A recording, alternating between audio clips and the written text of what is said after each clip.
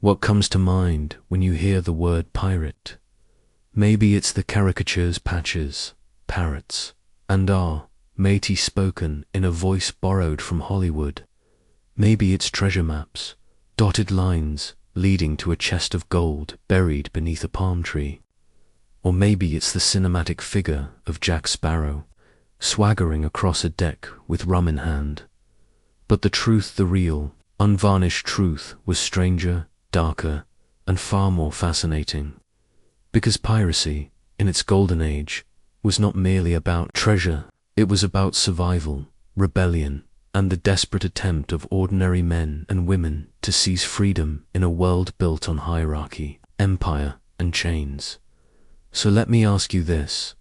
What if you had lived in 1715 in the smouldering aftermath of Europe's endless wars, when the seas themselves seemed to groan under the weight of broken promises?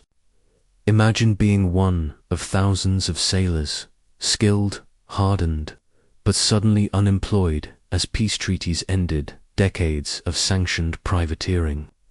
You had fought for your king, risked your life to raid enemy ships, and spilled blood under a banner of legitimacy. And now, you were tossed aside, penniless, wandering a port city with nothing but your hands, your hunger, and the taste of salt on your lips. What choice would you make? To beg, to starve, or to turn your back on the nations that betrayed you and seize the seas for yourself? That is where the story begins.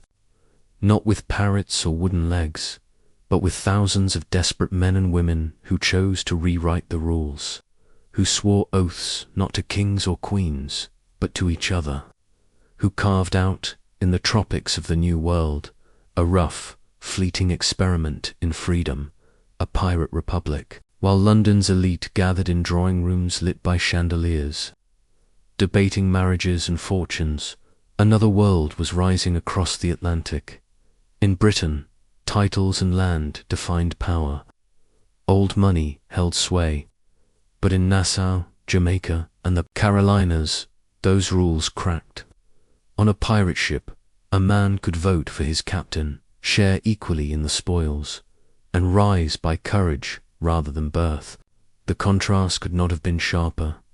Ballrooms of powdered wigs and whispered gossip in Mayfair, and salt-stained taverns where former slaves, runaway indentured servants, and veteran sailors drank shoulder to shoulder, dreaming of their next prize. Piracy was, in many ways, the shadow twin of empire. Every fortune displayed in those London salons, the silver cutlery, the silk gowns, the mahogany tables, was linked to the same transatlantic system that pirates disrupted. Sugar from Caribbean plantations, tobacco from Virginia, silver from Spanish mines, human lives from Africa.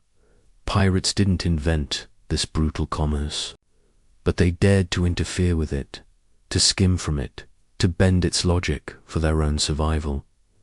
And so, from the perspective of a London aristocrat, pirates were vermin, gnawing at the edges of civilization. But from the perspective of the dispossessed sailor, the enslaved African who broke free and joined a crew, or the indentured servant who found a new family on deck, piracy was more than crime. It was liberation, however fragile. This is the entire history of the golden age of piracy, period roughly between 1650 and 1730, when pirates rose, flourished, and were finally crushed by the full weight of empire. It is a story of dazzling victories. Edward Teach, better known as Blackbeard, whose terrifying image was as much a weapon as his cannons. Charles Vane, the defiant outlaw who refused every pardon. Anne Bonny and Mary Read, women who cut their way into history by disguising themselves as men and fighting harder than most of their crewmates. But it is also a story of betrayal, of empire's relentless return, of pardons and hangings, of men and women who gambled everything and often lost. To understand the golden age of piracy is to understand The world it was born from, a world of collapsing empires, shifting trade routes, and brutal hierarchies. And it is to understand why, centuries later, pirates continue to haunt our imagination. Why we sing sea shanties, read pirate novels, and watch films that romanticize their rebellion. Because pirates, more than soldiers or kings, embodied something universal, the desire to seize freedom, however brief, from a world stacked against you. So, before we dive into the exploits of Blackbeard, Bonnie, Reed, and all the rest, we need to set the stage. We need to ask, how did piracy evolve from state-sanctioned privateering to outright rebellion? Why did places like Nassau become pirate havens? And why did the powers of Europe, who once relied on privateers, turn so swiftly to destroy them? This is not just a tale of rogues and adventurers. It is the story of empires and economies, of ordinary sailors and extraordinary leaders, of how rebellion flickered briefly against the might of nations. So, let us step back in time. The year is 1715. The war is over. Thousands of sailors drift into unemployment. And on the docks of Port Royal and Nassau, something dangerous begins to stir. The golden age of piracy is about to begin. The sea is calm, but the world is restless. The year is 1714. The War of the Spanish Succession, a conflict that had consumed Europe for more than a decade, has finally come to an uneasy close. Treaties are signed, borders are redrawn. Monarchs toast their victories in candlelit halls. But on the docks, where salt and sweat mix with the stench of tar, the story is far less triumphant, because wars may end neatly on paper, but the lives of those who fought them rarely do. Imagine the scene. A line of sailors disembarks in Portsmouth, their steps unsteady, not from drink, but from uncertainty. They carry scars, some on their skin, others buried deep in their minds. They are men hardened by years of cannon fire and storm, men who have stared down death across endless waves. But as they stagger onto land, there are no parades waiting, no pay to collect, no pensions to ease them into peace. The war is over, and so is their usefulness. The British Crown, once desperate for every able-bodied man to crew its ships, now has no need for them. The great fleets are reduced, contracts are torn, promises of back pay vanish into bureaucratic mist. Tens of thousands of sailors are suddenly unemployed, their only trade dismissed as though it had never mattered. What does it mean to be a man built for war, in a world that no longer wants warriors? The answer, for many, is desperation. Some linger in port towns, haunting taverns where the smell of rum covers the reek of failure. They beg for food, or sell themselves into brutal labor on merchant ships, where captains rule with fists and lashes. Others return home, only to find no home waiting, families scattered, debts unpaid, fields long abandoned. And yet, among this sea of desperation, a spark begins to glow, because not long ago, these same men were privat, ers.privatering. Legalized piracy, sanctioned by the Crown, had been the beating heart of naval warfare. With letters of marque in hand, captains were given permission to plunder enemy ships. Gold, sugar, tobacco, and slaves, all could be seized in the name of king and country, with profits shared between crew and crown. It was a dirty business, but it was legal now. With peace declared, those letters of marque are worthless scraps of paper, but the skills remain. These sailors know how to fire a cannon, how to swing a cutlass, how to read the wind and currents. They know how to board a vessel in the dead of night, how to divide loot swiftly and fairly. They know how to live by plunder. And so the question arises, if the king no longer pays, why not keep plundering anyway? This is how the thin line between privateer and pirate begins to blur. At first, it is quiet. A merchantman disappears off Jamaica. A Spanish galleon reports an attack in the Bahamas. A French sloop fails to arrive in Martinique. Ships vanish like stones into the sea dot. But soon, the pattern is undeniable. Across the Atlantic, from the West Indies to the Carolinas, from the coast of Africa to the Straits of Florida, piracy begins to spread like wildfire. Men who once fought under the Union Jack or the Bourbon fleur-de-lis now fly black banners stitched with bones and skulls. Crews once sworn to kings swear only to each other. And it is not only men who take this path. History will remember a few. Remarkable women too. Stowaways, disguised sailors, lovers who refuse to be left behind, carving their own names into the legend of the sea. But in these first years after the war, it is mostly men, desperate, skilled, angry men, who know they have been discarded. It is worth pausing here, because in London, the world of dollar, princesses and glittering ballrooms, history will one day tell this story as one of criminals, villains, thieves. But to these sailors, piracy is not villainy. It is survival. It is justice. It is the refusal to starve while kings grow fat on treaties signed with ink that still reeks of blood. Consider the perspective of a sailor named William, who fought under the British flag for 10 years. He returns home with nothing, not a coin, not a thank you. His hands are skilled, but merchants exploit him, paying pennies for back-breaking work. His captain beats him for mistakes. His stomach is never full.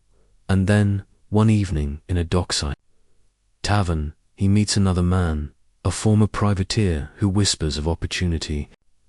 "Come with us," the man says. "One voyage, one prize ship, and you'll earn more than a year's wages." William hesitates. It is illegal, it is dangerous, but it is also freedom. No captain's lash, no king's orders, no empty promises. Only the sea, the crew, and the chance to live by his own choices. Would you not take that chance? This is how piracy spreads, not as madness, not as chaos, but as a choice, harsh, desperate, but logical in the face of abandonment. By 1715, Nassau in the Bahamas becomes the beating heart of this new outlaw world. Once a failing colonial backwater, Nassau transforms into a haven for pirates.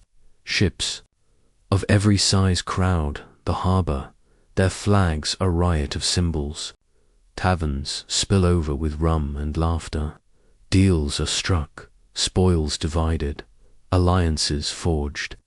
Here, sailors find what kingdoms denied them: belonging, equality, and wealth. However fleeting, it is no accident that Nassau is chosen. It's shallow. Waters and hidden coves make it ideal for ambushes. Its distance from Europe places it beyond easy reach of naval powers.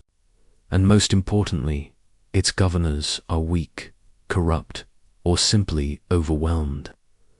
For a brief, blazing moment, Nassau becomes a republic of pirates. But this republic is not chaos. It is order of a different kind. Crews drafts articles of agreement, spelling out rules and punishments. Every man votes on the division of plunder, the course of voyages, the appointment of officers. The captain commands in battle, but outside of it, he is no tyrant. Discipline is strict, but it is shared. Freedom, paradoxically, has rules. And compared to the merchant navy, where captains rule like dictators, these rules are astonishingly fair. Think of the irony again in London. Heiresses are traded like commodities, their futures decided in drawing rooms where they have no voice. On pirate ships, ragged men share power equally, each voice weighed, each hand counted. In the eyes of empire, they are criminals. In the eyes of freedom, they are pioneers. Still, the price is steep.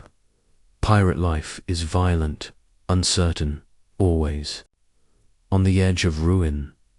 But for men abandoned by war, cast aside by crowns, and starved by merchants, it is a life chosen.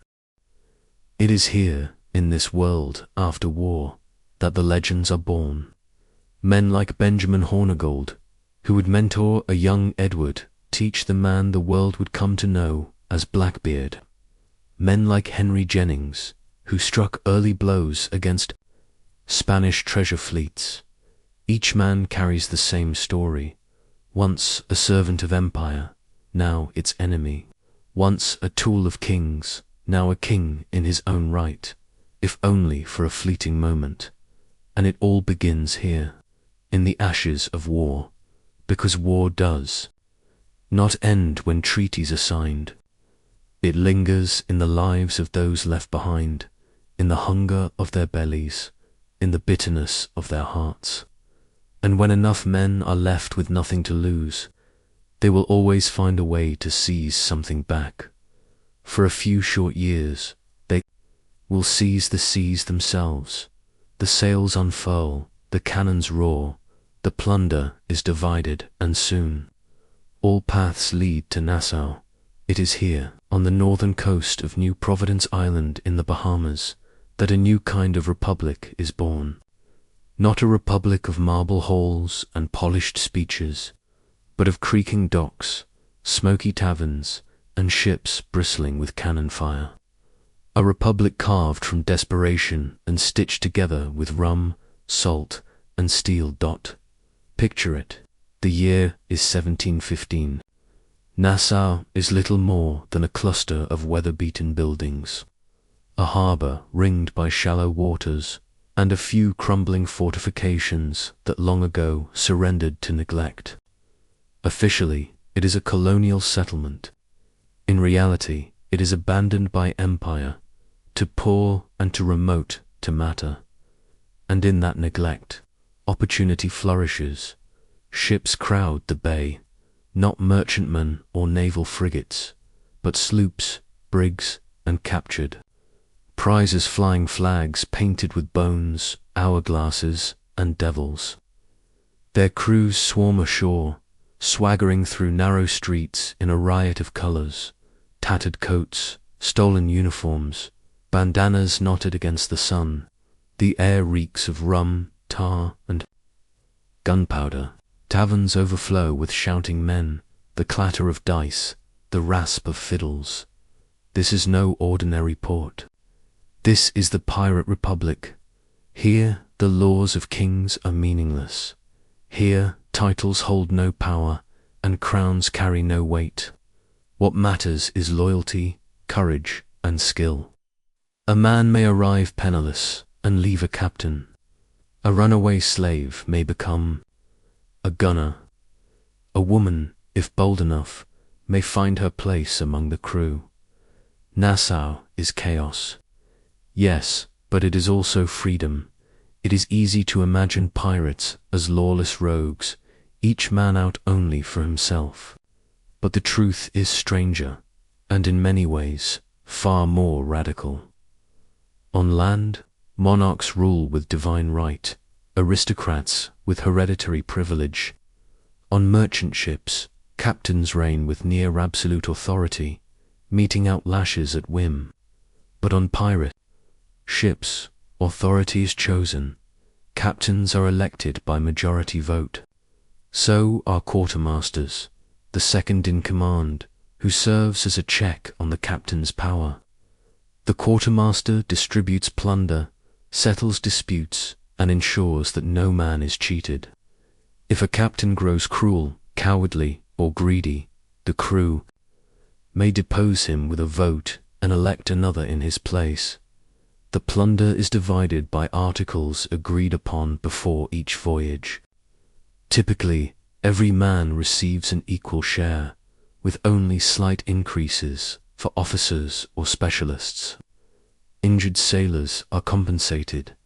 The loss of a limb might earn 600 pieces of 8, enough to live comfortably for years. This is not anarchy. This is order, a rough, raw, revolutionary kind of order. And compared to the rigid hierarchies of the outside world, it is breathtakingly fair. In Nassau, decisions are made not in parliaments, but in taverns. Picture the scene, a smoky room filled with men and women of every race and nation, mugs of rum slamming against wooden tables. Voices rise, arguments flare, fists pound, and votes are taken by show of hands. Should they raid the Spanish Main? Should they blockade a colony? Should they recruit another ship into their fleet? These questions are debated fiercely, and once the decision is made, it is binding, it is messy, it is loud, it is drunk, but it is democracy, a kind of democracy the world has rarely seen. And perhaps most striking of all, this democracy includes those society has cast aside: sailors of African descent, indigenous runaways, and even a few women find a place here, judged not by birth, but by contribution. If you can fight, if you can work, if you can be trusted, you belong. For men who once bent their backs under the lash of navy captains or merchant masters, it is intoxicating. For women who found no voice in London drawing rooms, it is liberation. For the enslaved, it is a taste of freedom. Nassau becomes more than a haven. It becomes a symbol. Word spreads across the Atlantic. Sailors, abandoned in port towns, hear whispers of a place where the loot is shared fairly, where captains answer to their crews, where freedom can be found beyond the reach of kings. Soon, deserters flock to Nassau. So do runaway slaves, fugitives, and anyone who dares to imagine another life. The settlement swells. Ships come and go, laden with Spanish silver, sugar, and tobacco. Flags of every design flutter from masts. Skulls, bones, hourglasses, swords. The Jolly Roger, once a symbol of fear, becomes a banner of identity, a badge of belonging. In London and Madrid, governors gnash their teeth. To them, Nassau is not just a nuisance, it is a threat.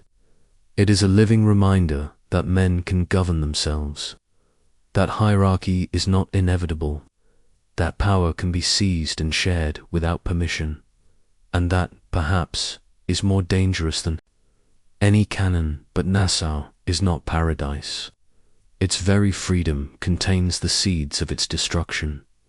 Pirates live by plunder, and plunder breeds conflict. Alliances fracture, captains feud, greed flares. And while the pirate code ensures fairness within crews, it cannot erase the violence of their trade. Merchant ships are captured, crews terrorized, goods stolen. Colonies suffer, trade routes tremble, and yet, for those who live it, piracy feels worth the price. Better a short, free life under the black flag than a long, miserable one under the whip of a merchant captain. Better to raise a mug in a Nassau tavern, laughing with equals, than to beg for scraps in Portsmouth. This is the paradox of the pirate. Republic, brutal yet liberating, violent yet democratic, short-lived yet unforgettable. By the time Edward Teach, Blackbeard, and others rise to power, Nassau is already legend. It is the stage upon which they will play their parts, the crucible in which pirate democracy burns brightest. And though its republic will not last, though empire will return, with governors and soldiers and gallows, Nassau's experiment leaves an indelible mark, because long before the revolutions of America and France, Long before parliaments expanded the vote, men who had nothing created a democracy of their own. They lived it, however briefly, on the decks of outlaw ships and in the smoky taverns of a Bahamian port. And their story, buried beneath centuries of myth, still whispers a truth. Freedom can be forged even in the unlikeliest of places. The harbor of Nassau is crowded. Ships bob in the shallow waters, their sails patched, their decks loud with laughter and shouting. Rum flows like water, dice rattle on tavern tables, and songs rise into the smoky night. But among all the voices, all the captains boasting of raids and spoils, one name begins to stir the air like a storm on the horizon. A name whispered with awe, with fear, with something close to reverence. Before the legend, there was the man. Edward Teach, sometimes written, Thatch was not born a monster. He was a sailor from Bristol, England, a port town where salt and trade shaped every life. As a young man, he found work on privateer ships during the War of the Spanish Succession. He learned the craft of sailing, the rhythm of cannon fire, the brutal math of life at sea. But when the war ended, Teach, like so many others, was cast adrift. No more contracts, no more pay, no future in the Navy. So he turned pirate at first. He sailed under Benjamin Hornigold, a seasoned captain who made Nassau his base. Hornigold was cautious, disciplined, preferring small raids. But Teach learned quickly. He absorbed everything: how to strike, how to escape, how to command men, and soon he began to shape his own destiny. Edward Teach was tall, broad-shouldered, with eyes said to flash like fire in the dark. But it was not his size alone that made him terrifying. It was his genius for theatre. Teach understood something few others grasped. Fear was a weapon, and if wielded properly, it was sharper than any blade, louder than any cannon. When he prepared for battle, he tied slow-burning matches beneath his hat and into his great black beard. As the fuses smoked, curls of fire and smoke wreathed his face, turning him into a living demon. With pistols strapped across his chest, cutlasses at his waist, and the smoke of brimstone surrounding him, he strode across the deck like an apparition from hell itself. Imagine the sight: the morning mist rising off the sea, the black flag unfurled on the wind, and through the smoke, a towering figure with eyes glowing, beard aflame, weapons glinting. For many sailors, it was enough. They surrendered without firing a shot. This was Blackbeard's genius. He used terror not to slaughter, but to control, to save lives, his crew's lives. Why waste men in bloody boarding actions when fear could win the day? In 1717, Blackbeard captured a French slave ship, La Concorde. He transformed it into his flagship, a vessel bristling with 40 cannons. He renamed it the Queen Anne's Revenge, a defiant gesture harking back to the deposed Stuart Queen, whose cause still smouldered among many sailors. With this ship, Blackbeard became more than a raider. He became a force. The Queen Anne's Revenge towered over most merchantmen. Its decks thundered with cannon fire.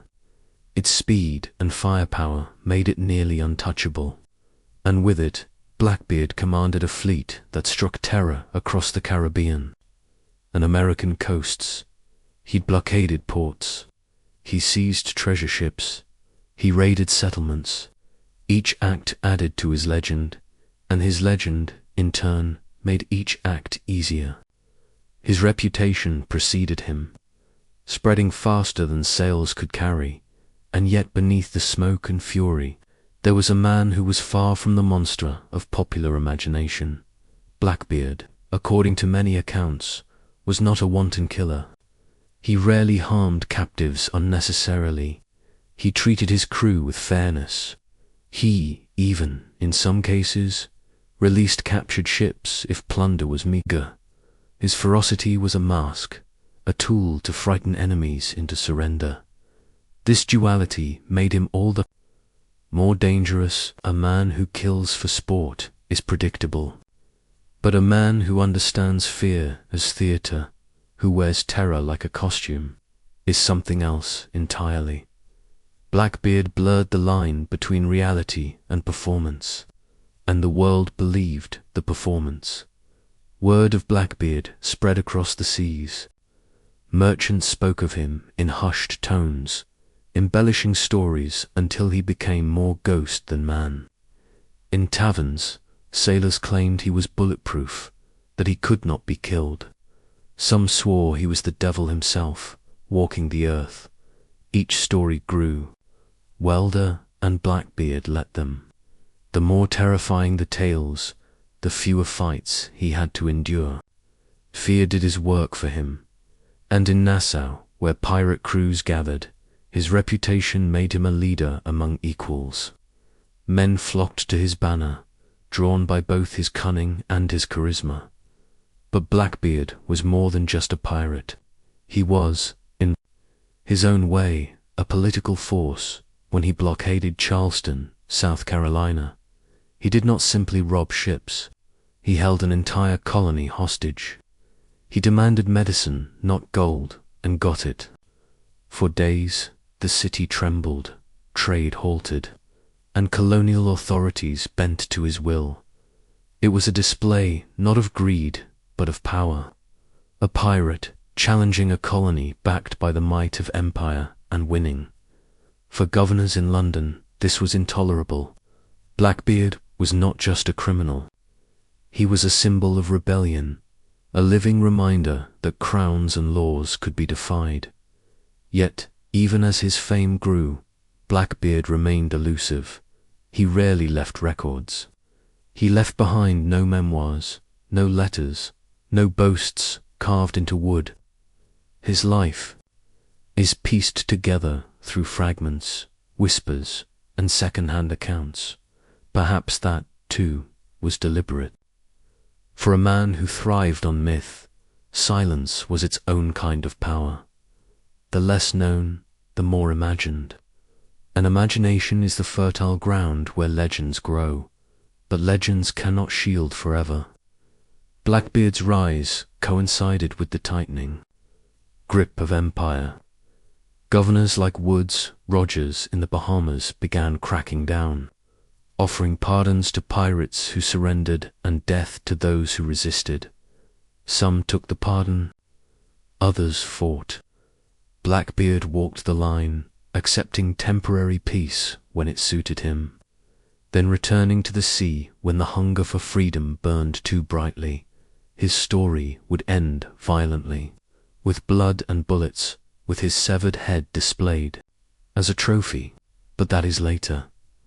For now, in the years around 1717 and 1718, he is untouchable. His beard smoulders, his flag terrifies, his name grows larger than life, and in Nassau's taverns, when the rum flows and the dice roll, every man leans in when a new story begins with, "Have you heard of Blackbeard?" Because in the age of pirates, there were many captains, many raiders, many names carved into wood and water. But only one man turned himself into a legend before he was even dead. Only one man became more myth than flesh. Only one man made fear itself his weapon, and his name was Blackbeard. The sun rises over the Caribbean, gilding the waves in fire. Out on the horizon, sails appear, wide-bellied, lumbering, heavy with wealth. They are not ordinary ships. They are treasure fleets. The Spanish treasure fleets, known as the floater, were the arteries of empire. Each year, galleons, stuffed with silver, gold, tobacco, sugar, and precious goods, sailed from the Americas to Spain. They were floating vaults, creaking with riches mined and harvested through conquest and slavery. For colonial powers, they were lifelines. For pirates, they were dreams made real. Imagine it. A single galleon could carry more wealth than most men would see in a lifetime.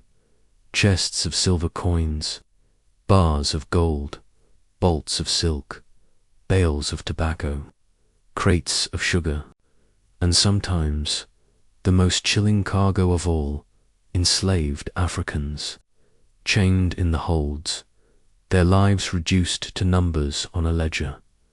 To intercept such a ship was to strike the heart of empire itself, and so pirates hunted the Spanish Main.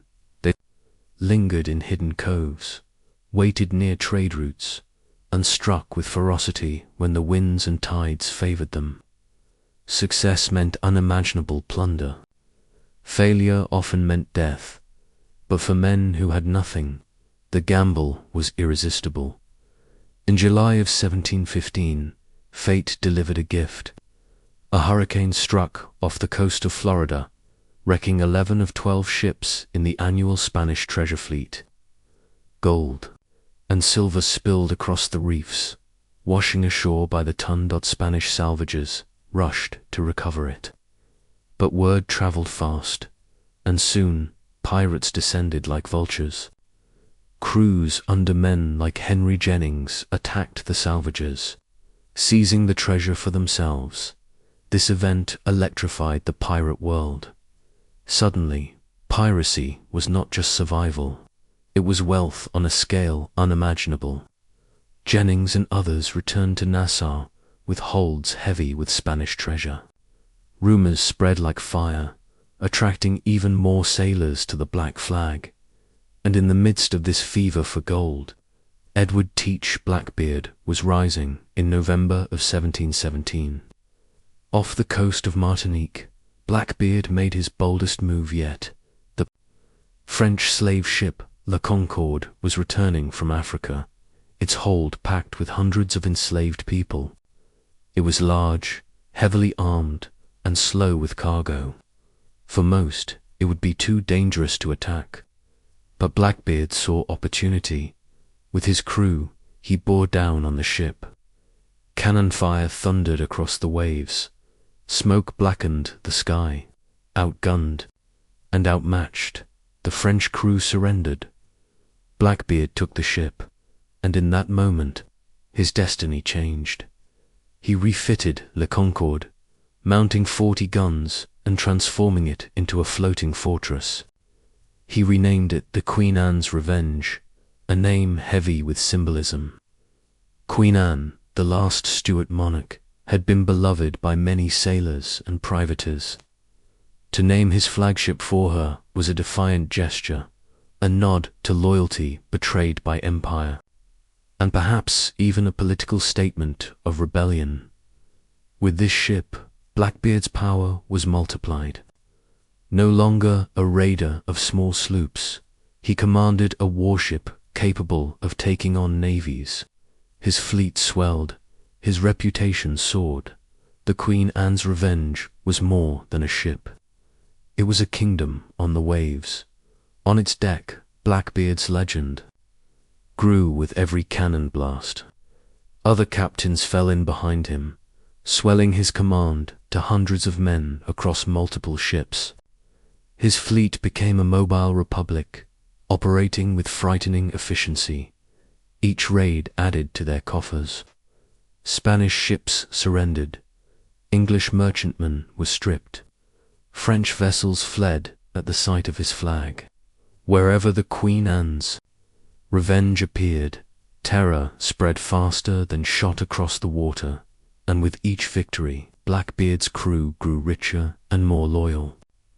They knew that under him they would share in plunder fairly, that his theatrics spared them from unnecessary slaughter, and that his cunning made them nearly untouchable. For a brief time, it must have felt invincible, but beneath the gold and rum there was darkness. The capture of La Concorde meant not only treasure but also human cargo. Hundreds of enslaved Africans were aboard. Some were pressed into service. Others remained chained, their fates uncertain. This is the brutal truth of piracy. While pirates sought freedom for themselves, they were still products of a world steeped in exploitation. They raided slave ships, but often sold captives or forced them into labor. The same men who voted as equals on deck could still profit from bondage in the hold. It is a paradox that cannot be ignored. Pirates defied empire, but they were not saints. They carved moments of freedom for themselves, yet often denied it to others. Still, the capture of La Concorde and its transformation into the Queen Anne's Revenge marked a turning point in pirate history. It was not just another ship. It was a symbol. A slave ship, once an instrument of oppression, became a pirate flagship, an emblem of rebellion. Its new name, its new guns, its new captain, all announced that empire could be challenged. Its tools turned against it. When the Queen Anne's Revenge sailed into Nassau, it was more than a vessel. It was a statement. Here was a pirate who did not merely raid. Here was a pirate who commanded fleets, who blockaded colonies, who wielded power like a sovereign. Blackbeard had crossed the threshold. He was no longer just a man. He was an idea. In the months that followed, Blackbeard and his fleet struck across the Caribbean and American coast. Plunder poured in. His legend grew with each retelling. Merchants trembled. Governors cursed his name, and all of it traced back to two moments: the wreck of the Spanish treasure fleet in 1715, and the capture of La Concorde in 1717. These were the sparks that ignited the fire of the golden age of piracy. From this point forward, the story of Blackbeard and Nassau is no longer just about plunder. It is about power. It is about rebellion. It is about the audacity to seize what empires claimed as their own. And soon, Blackbeard will test that audacity not against merchants, but against colonies themselves. Because his greatest act of defiance is yet to come, the blockade of Charleston. The morning sun rose over the Atlantic, and with it came a shadow that stretched across Charleston harbor. On the horizon, sails appeared, not one, but many. At their head loomed the Queen Anne's Revenge, her black hull bristling with cannon, her decks crowded with men braced for violence. Behind her, a small fleet fanned out across the harbor's mouth. Merchant ships, fishing boats, and coastal vessels had no choice but to halt. The message was clear. Charleston was under siege. Pirates had attacked towns before. They had raided settlements, plundered ships, struck and vanished into the waves. But this was different. Blackbeard was not here for a quick raid. He was here to blockade an entire colony. For nearly a week, from late May into early June of 1718, no ship entered or left Charleston without facing the black flag.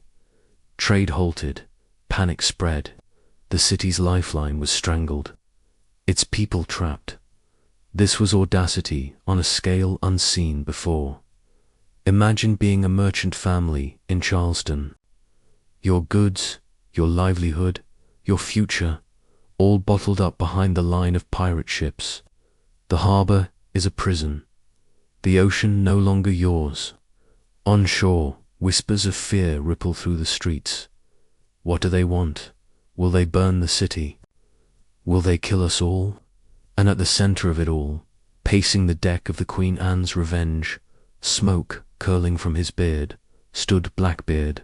What did he want? Not gold, not silver, not chests of jewels or mountains of tobacco. His demand was far stranger, and in some ways far more chilling. He wanted medicine. Specifically, he demanded a chest of medical supplies from the city's leaders. His fleet had suffered outbreaks, perhaps of syphilis, dysentery, or other diseases common among sailors. Without medicine, his men would weaken. And so he turned Charleston into his pharmacy, holding the colony hostage until his demands were met. It was a brilliant move. To demand treasure was expected. To demand medicine showed foresight. It also showed control. Blackbeard did not need to sack the city. He only needed to show he could, and that was enough. The blockade was not bloodless. Blackbeard's men seized ships, looted cargo, and terrorized passengers. One ship carried prominent citizens, including Samuel Wragg, a member of council. These hostages were taken aboard the Queen Anne's Revenge, their lives bargaining chips in the pirates' game. Word of their capture spread quickly. In the city, panic turned to dread. Families feared the pirates would slaughter the hostages. Leaders feared Charleston itself might be bombarded. The streets buzzed with rumor. Blackbeard is the devil himself. He cannot be reasoned with, and yet he could. Envoys were sent. Messages passed between the city and the fleet. The negotiations dragged on, each day tightening the noose around Charleston. Ships remained idle, commerce paralyzed.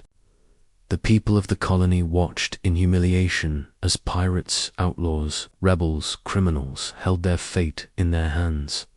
Finally, the deal was struck. The city delivered the demanded medicine. The hostages, shaken but alive, were released. And with that, Blackbeard lifted the blockade. No cannon had fired on the city. No blood had stained its streets. Yet the humiliation was complete. Charleston had been bent to the will of pirates. The blockade of Charleston sent shockwaves far beyond South Carolina. For merchants, it was a nightmare realized. If pirates could blockade a colony, then nowhere was safe. Trade, the lifeblood of empire, was vulnerable to outlaw fleets. For governors and officials, it was humiliation. They were sworn to protect their colonies, yet a pirate had forced them into submission. The balance of power was mocked. The authority of crown and law exposed as fragile. And for the pirates themselves, it was triumph. The blockade proved that they could not only raid, but also dictate terms. They could hold entire colonies hostage, without firing a shot, simply by wielding fear and control. Blackbeard had shown the world that piracy could challenge empire directly. It is worth pausing here too. Understand the brilliance of Blackbeard's move. This was not madness. This was theater. The same theater he wove with his smoking beard and terrifying persona. By blockading Charleston, he did not just win medicine. He won something greater, reputation. Across the Atlantic, sailors whispered of it. Merchants cursed his name. Colonial officials raged. But in Nassau taverns, in secret harbors, in the smoky corners of pirate haunts, men lifted mugs and toasted to him. Blackbeard had stared down an empire and won. But such boldness has consequences. The blockade of Charleston drew not only attention but wrath. Governors could overlook raids. They could even tolerate scattered attacks. But this was a challenge too great to ignore. Letters were sent across the Atlantic. Demands for action grew louder. Naval patrols tightened. Colonial authorities vowed to crush the pirate menace once and for all. For Blackbeard, the blockade was both triumph and turning point. It was the peak of his power and the beginning of his downfall. For Charleston, the blockade became a scar. The city had bent to pirates, and the memory lingered. Families who had lived in fear for days never forgot the humiliation. Merchants who lost their goods cursed the name Blackbeard with every coin they counted. Governors who had been forced, To negotiate carried the shame like a brand. But in the larger world, the story took on a life of its own. Pamphlets in London exaggerated it. Ballads in taverns romanticized it.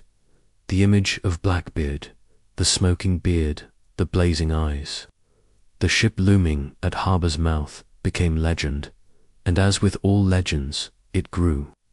Some said he had blockaded Charleston for weeks, not days. Some claimed he had demanded ransom in gold, not medicine. Some swore he had nearly burned the city to ash. The truth was dramatic enough, but the myth became unstoppable. It is here, at the moment of Charleston's humiliation, that the pirate Republic of Nassau seemed most powerful. The city in the Bahamas, ruled by outlaws, had birthed a captain who could bend entire colonies to his will. The dream of freedom, of equality, of rebellion on the high seas. It seemed unbreakable, and yet, history teaches us, when rebellion grows to bold, empire always strikes back. The blockade of Charleston was not just an act of piracy, it was a declaration. And empires, once declared against, do not forgive. At last, the pirate fleet raised anchor. Sails unfurled. The Queen Anne's Revenge led the way out of the harbor. Behind them, Charleston exhaled in relief, its humiliation hidden behind hurried prayers and silent curses. On the ships, pirates celebrated. Rum flowed. The hostages stumbled back ashore, pale but alive. And Blackbeard, at the height of his fame, turned his gaze toward the horizon. The sea stretched endless and open, for now. He was master of it. But in the distance, unseen and relentless, the tide of empire was already turning against him. The waves crash against the Bahamian shore. In Nassau's taverns, voices rise in song and laughter.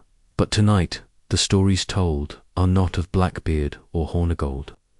They are of two figures who shattered expectation, shocked their enemies, and carved their names into pirate legend.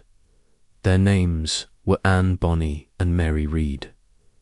Anne was born around 1697, the illegitimate daughter of a wealthy Irish lawyer and his maid. Her father, scandalized, disguised her as a boy in early childhood to hide the shame. Later, when the truth emerged, he moved the family to the Carolinas. There, Anne grew into a striking young woman, red-haired, fierce-tempered, unwilling to bend to the expectations of polite society. Stories of her fiery spirit spread. One tale claims she stabbed a servant girl with a knife during a quarrel. Another whispers she beat a man nearly to death for insulting her. Whether true or exaggerated, the picture is clear. Anne Bonny was no meek heiress. At 16, she married a small-time sailor, James Bonny, against her father's wishes. Enraged, her father disowned her. Anne and James travelled to Nassau, where James turned informant for Governor Woodes Rogers, earning money by betraying pirates. Anne, however, was drawn not to the law but to the outlaws. It was in Nassau that she met the man who would change her life, the pirate calico Jack Rackham. Charismatic, daring, and stylish, Rackham was everything her husband was not. Anne fell for him, left her marriage behind, and took to the seas by his side. But Anne would not settle for being a captain's mistress. She dressed as a man, fought alongside the crew, and proved herself with blade and pistol.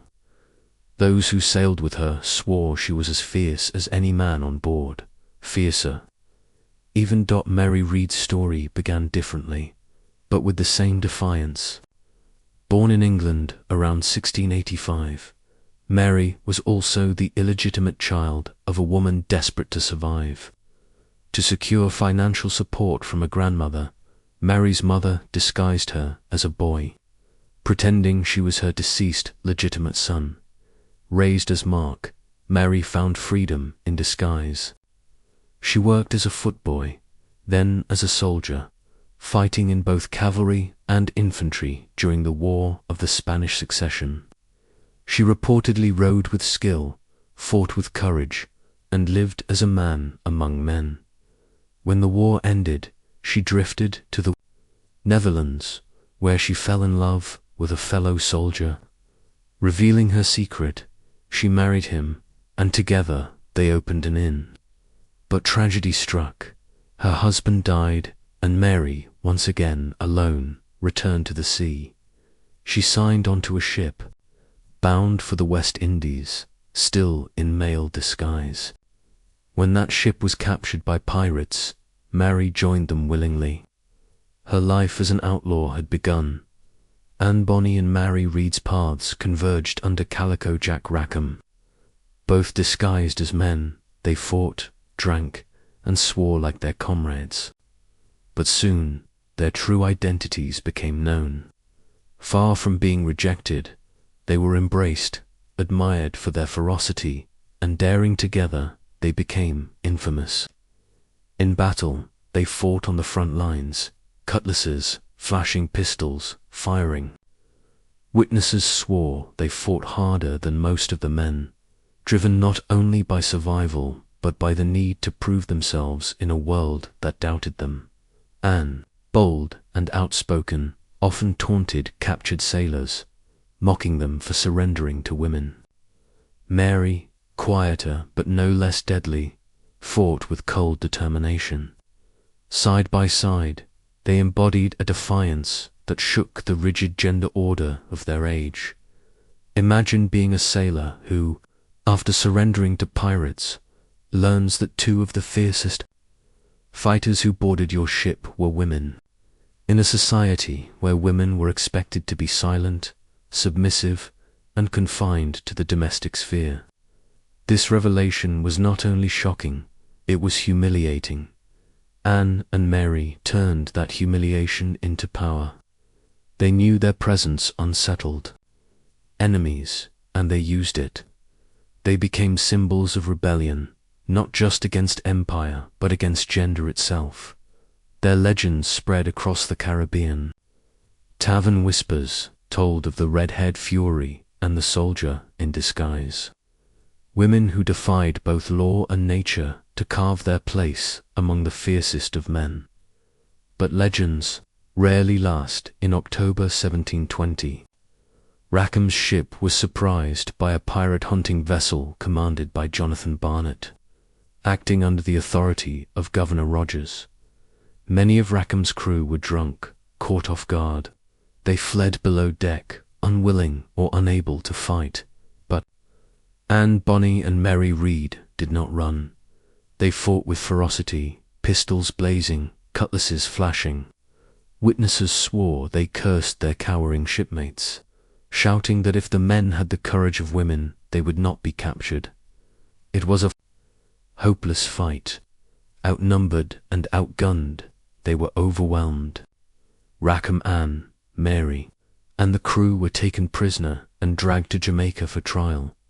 In the court at Spanish Town, Rackham and his men were swiftly sentenced to hang. But Anne and Mary's trial was different. The courtroom buzzed with curiosity. An outrage: women as pirates, women as fighters, women in defiance of every social law. Both were convicted. Both were sentenced to death. But then, in a twist that astonished all, they pleaded the belly. Both Anne and Mary claimed they were pregnant, and under English law, this delayed their execution. No court would hang an unborn child. Their lives were spared for the moment. What happened next remains clouded in mystery. Mary Read died in prison in 1721, likely of fever, before her child was born. Anne Bonny, however, disappears from the record. Some say she was released by her influential father. Some whisper she returned quietly to the Carolinas. Others claim she escaped and lived under a new name. Her fate remains unknown, but her legend endures. Anne Bonny and Mary Read were not saints. They robbed, they fought, they lived by plunder, but their defiance carried a deeper resonance. In a world where women were property, they made themselves feared. In a society that denied them voices, they roared louder than their shipmates. They shattered the illusion that gender determined courage, and in doing so, they became symbols of a rebellion larger than piracy itself. When later writers romanticized piracy, Anne and Mary became icons, not only of lawlessness, but of liberation. Their names stand beside Blackbeard's and Rackham's, their stories inspiring generations to question the boundaries of society. Today, their images appear in books, plays, films. They are remembered not for submission, but for defiance, not for silence, but for the battle cries that rang across stormy seas. And though their lives ended in chains, their legacy broke free. Because in the end, the tale of Anne Bonny and Mary Read reminds us that piracy was never only about plunder. It was about possibility, about living beyond the lines drawn by kings, laws, and tradition. And for a moment, brief, fierce, unforgettable, they lived as they chose. Asterisk. The pirate republic had burned brightly, too brightly. By 1717, Nassau was more than a nuisance. It was a challenge to imperial order. The British Crown, anxious to restore control of the Caribbean, dispatched a man to end the rebellion. His name was Woodes Rogers. Rogers was not merely a bureaucrat. He was a seaman, a privateer who had circumnavigated the globe and fought battles of his own. He understood the sea, and more importantly, he understood pirates. To the Crown, he was the perfect weapon, pragmatic, ambitious, relentless. As he sailed for the Bahamas in 1718, his orders were clear: bring Nassau back under British control. End piracy, by pardon if possible, by force if necessary. And so began the Empire's counterattack. The strategy was clever. Instead of attacking Nassau immediately with guns and gallows, Rogers carried a different weapon: the King's pardon, issued in late 1717 by King George I. The pardon offered amnesty to any pirate who surrendered within a year. Those who accepted would walk free, spared the noose. Those who refused would face execution. For pirates weary of the chase, tempted by survival, the offer was tempting. After years of hard living, bloodshed, and dwindling safe havens, here was a chance to step back into the light of legitimacy. When Rogers arrived in Nassau, he carried this message like a dagger hidden in silk. He offered mercy, but behind it there was the threat of death, and it worked. Hundreds of pirates accepted. Some truly wished to leave their old life. Others, more cunning, accepted the pardon as a temporary shield while continuing their raids in secret. Either way, the solidarity of Nassau's republic began to fracture. The choice tore crews apart. Brothers who had fought side by side now turned on each other. One took the pardon, another rejected it. One chose survival, another chose freedom. The unity that had once defined Nassau was crumbling. The King's pardon was only the beginning. Rogers also brought soldiers, warships, and the full authority of the Crown. He fortified Nassau, raised militias, and slowly tightened the net around pirates who refused amnesty. Some of the most infamous names split under the pressure. Benjamin Hornigold, once mentor to Blackbeard, accepted the pardon and turned pirate hunter, chasing his former brothers across the sea. His betrayal stung deeply. To many, it felt like treason. Others, like Charles Vane, spat in Rogers's face. Vane refused to pardon, mocked the governor, and fought to the last. His defiance inspired some, but his recklessness alienated others. When he abandoned his crew in a battle, they deposed him, proving that pirate democracy could be merciless. Two cowards. Blackbeard himself wavered. For a time, he accepted a temporary pardon from Governor Eden of North Carolina, retreating into semi-legitimacy. But the sea called him back, and he returned to piracy, sealing his fate. Each decision, pardon or defiance, carved another wound into Nassau. What had once been a brotherhood became a patchwork of suspicion, betrayal, and fear by 1718. Rogers's campaign reached its peak. Naval patrols swept the seas. Gallows sprouted in port towns.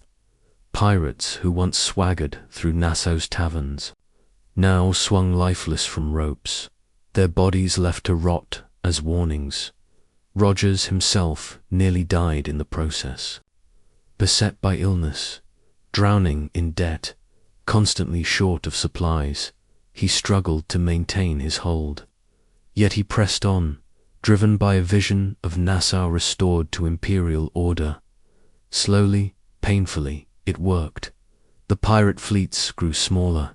The taverns grew quieter. The black flags came down, one by one. For the pirates, it was the end of an age. Imagine Nassau in its decline. Once alive with laughter, music, and the crack of dice, now silent, haunted. The harbor that once bristled with outlaw ships now patrolled by war frigates. The taverns that once toasted to freedom now filled with soldiers drinking to the king. The Republic of Pirates, the dream of equality on the seas, the fleeting glimpse of democracy, all of it faded beneath the iron hand of empire. By 1720, the pirate republic was no more. Rogers had won, though at great cost. Nassau was back under British rule, and the age of outlaw freedom was over. Yet, even in its defeat, the Republic left behind a powerful legacy. For a few short years, men and women had lived differently. They had voted for their leaders, divided wealth equally, and defied the crowns of Europe. They had carved out a society, brutal, short-lived, but startlingly free. That memory lingered, even as gallows claimed their bodies. And it is that memory. More than their raids, more than their treasure, more than their violence, that transformed pirates into legend. Because what collapsed in Nassau was not only a republic of thieves, it was a republic of possibility. Asterisk, asterisk. By 1718, Edward Teach had become more than a pirate. He was a symbol of fear, of freedom, of rebellion against empire. But symbols attract enemies, and his blockade of Charleston had made him too bold to ignore. Governors across the colonies whispered his name with hatred. Merchants demanded protection. London demanded results. And so, the hunt began.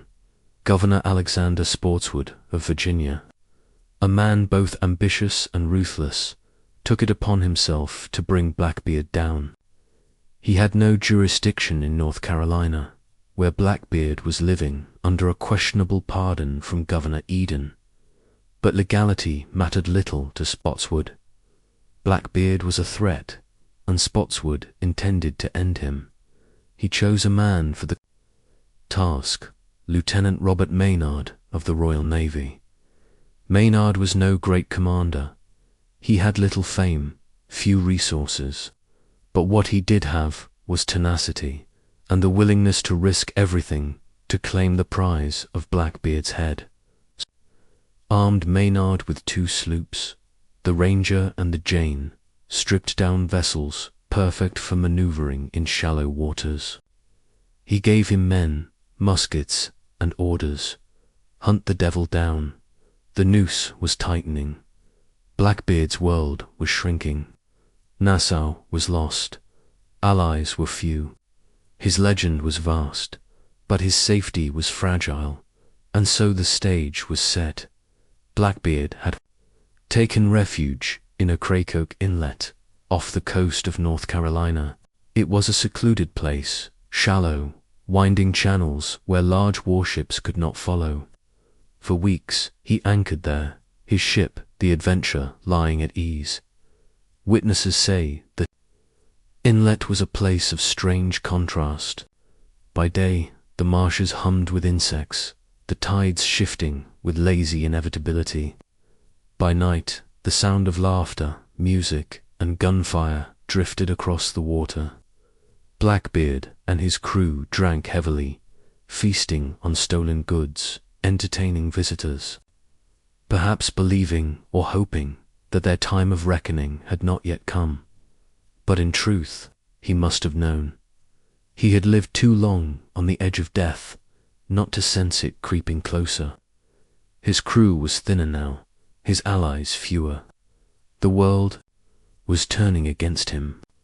Yet still, he drank, laughed, and revelled, as though mocking the fate he knew awaited him. And then, one morning in late November, sails appeared on the horizon. Robert Maynard had arrived. The fight began at dawn on November 22nd, 1718. Sloops crept into the inlet, their men crouched low, muskets ready. Blackbeard saw them and moved to intercept. His ship, though smaller now, still carried cannon, and he used them with devastating effect. The first broadside thundered across the water, tearing through Maynard's vessels. Men screamed, splinters flew, blood stained the decks. For a moment, it seemed Blackbeard might once again seize victory, his ferocity unmatched. But Maynard was cunning. He ordered most of his men below deck, leaving the upper decks nearly empty. To Blackbeard, it looked as though his broadside had killed them all. Sensing easy prey, he ordered his men to board.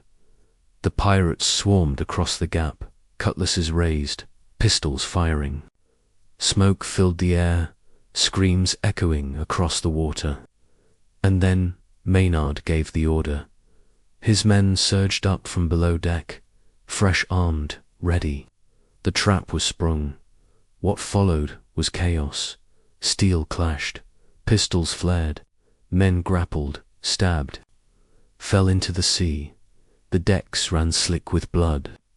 Blackbeard himself fought at the center, towering above his men, his great beard curling with smoke, his eyes blazing. Witnesses swore he fought like 10 men at once. Pistols blazing, cutlass hacking, his voice roaring above the din. "Come on, you dogs. Fight on. Damnation seize my soul if I give you quarter or take any from you." It was a battle not of strategy, but of will. Maynard's relentless discipline against Blackbeard's raw ferocity. The climax came as Blackbeard and Maynard met face to face. They clashed with pistols and steel, surrounded by chaos. Maynard fired, striking Blackbeard, but he did not fall. He swung his cutlass, shattering Maynard's sword. For a heartbeat, the lieutenant's life hung by a thread. Then another sailor slashed across Blackbeard's neck. Blood sprayed, but still he fought on. Muskets fired. Bullets tore into him. Stab after stab, wound after wound. Yet he refused to fall. Finally, after receiving 5 musket balls and more than 20 cuts from blades, Blackbeard staggered, his great frame collapsing to the blood-soaked deck. Even then, some swore. His body shuddered and rose again before crashing down for good. Edward Teach, Blackbeard, the demon of the seas, was dead. But death was not enough. Maynard ordered his head severed. The gruesome trophy was hung from the bowsprit of his ship as proof of victory. His body was thrown into the inlet, where legend says it swam around the ship 3 times before sinking, a ghostly defiance that fed his myth. When Maynard returned, Blackbeard's head swinging from his bowsprit, the colonies erupted in relief and fascination. To some, he was a monster, finally destroyed, a terror vanquished, a symbol of law restored.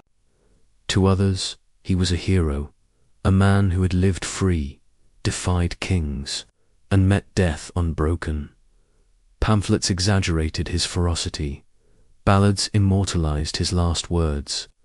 Children whispered stories of his ghost haunting O'Cracock lantern in hand, searching for his lost head.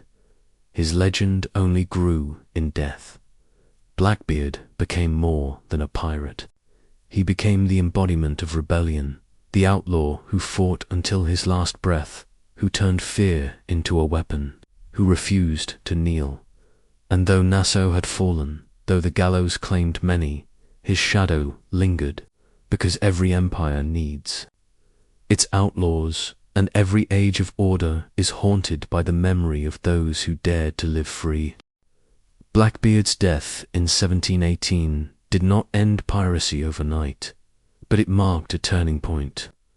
For years, the black flag had flown with impunity across the Caribbean.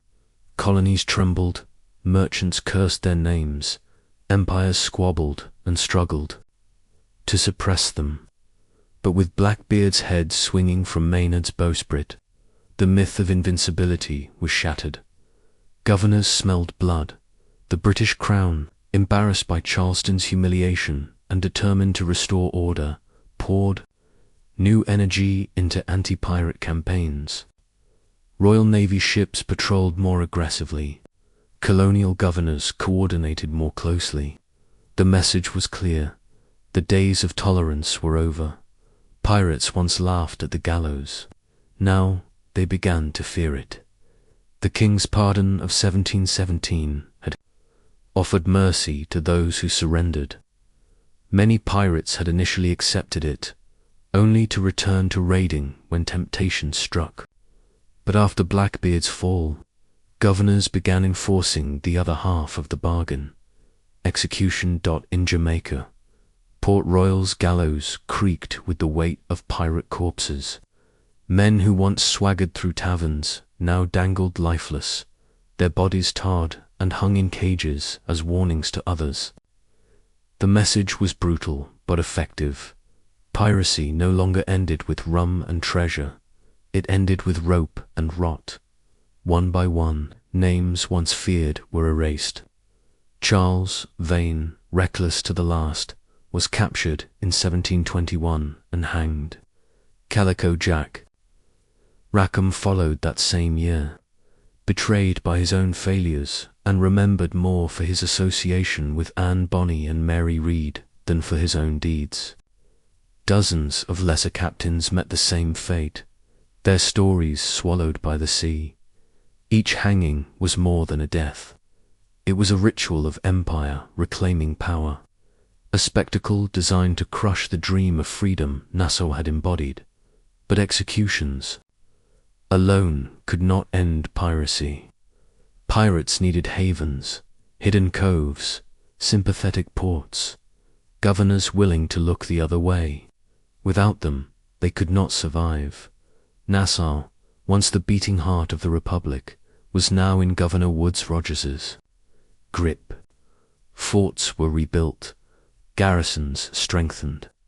The taverns still stood, but the laughter of pirates was replaced by the measured steps of soldiers. Nassau was no longer free. Other havens followed. Tortuga in Hispaniola, long a nest of buccaneers, was subdued. Madagascar, once a refuge for pirate fleets in the Indian Ocean, was squeezed by European powers. Step by step, the world grew smaller for those who flew the black flag, without safe ports to repair, resupply, and sell plunder. Pirate life became unsustainable. The seas grew lonelier. Fleets shrank to scattered ships, hunted from every direction. The dream of a floating republic, of a world beyond kings and crowns, was dissolving into memory. Not all pirates went quietly. Some clung to the old life, refusing pardon, preferring death to submission. Charles, vain, fiery, and reckless, tried to rebuild his fleet, but his arrogance cost him.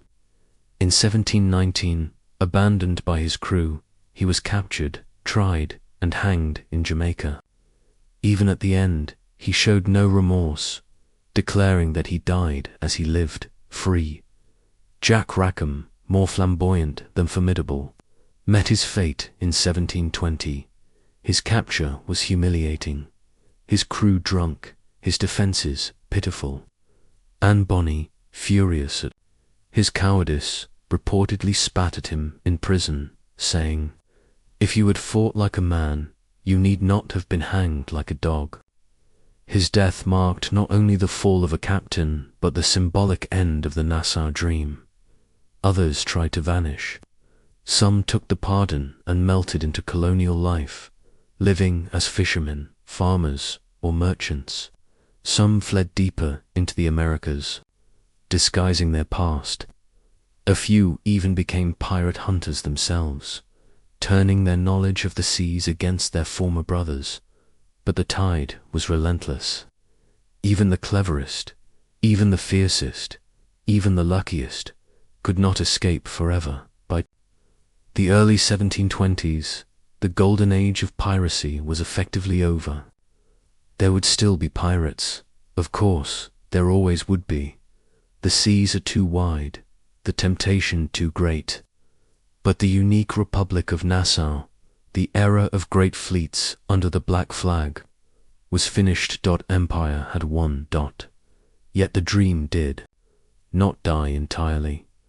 The pirate code, the articles of agreement, the radical idea that men could govern themselves as equals, these ideas lingered. They were remembered in whispers, retold in taverns, recorded in the pamphlets and books of the time. Sailors and common folk saw in piracy not just crime, but a fleeting vision of freedom. And so the collapse of the pirate dream was not total. It shifted. It transformed. From flesh into myth, from decks into ballads, from history into legend. Blackbeard was dead. Nassau was subdued.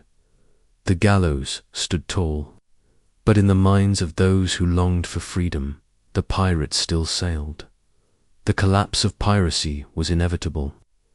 Empires are relentless, their resources vast, their patience long. But for a brief, shining moment, pirates defied them. They built a world where a man's voice mattered, where wealth was shared, where freedom was seized by those with the courage to grasp it. And though the Republic fell, though the noose silenced the voices, its memory endured, dangerous, intoxicating, eternal, because dreams do not hang. Dreams do not rot in cages. Dreams live on, carried by stories, and the dream of the Pirate Republic still lingers, whispering from the waves.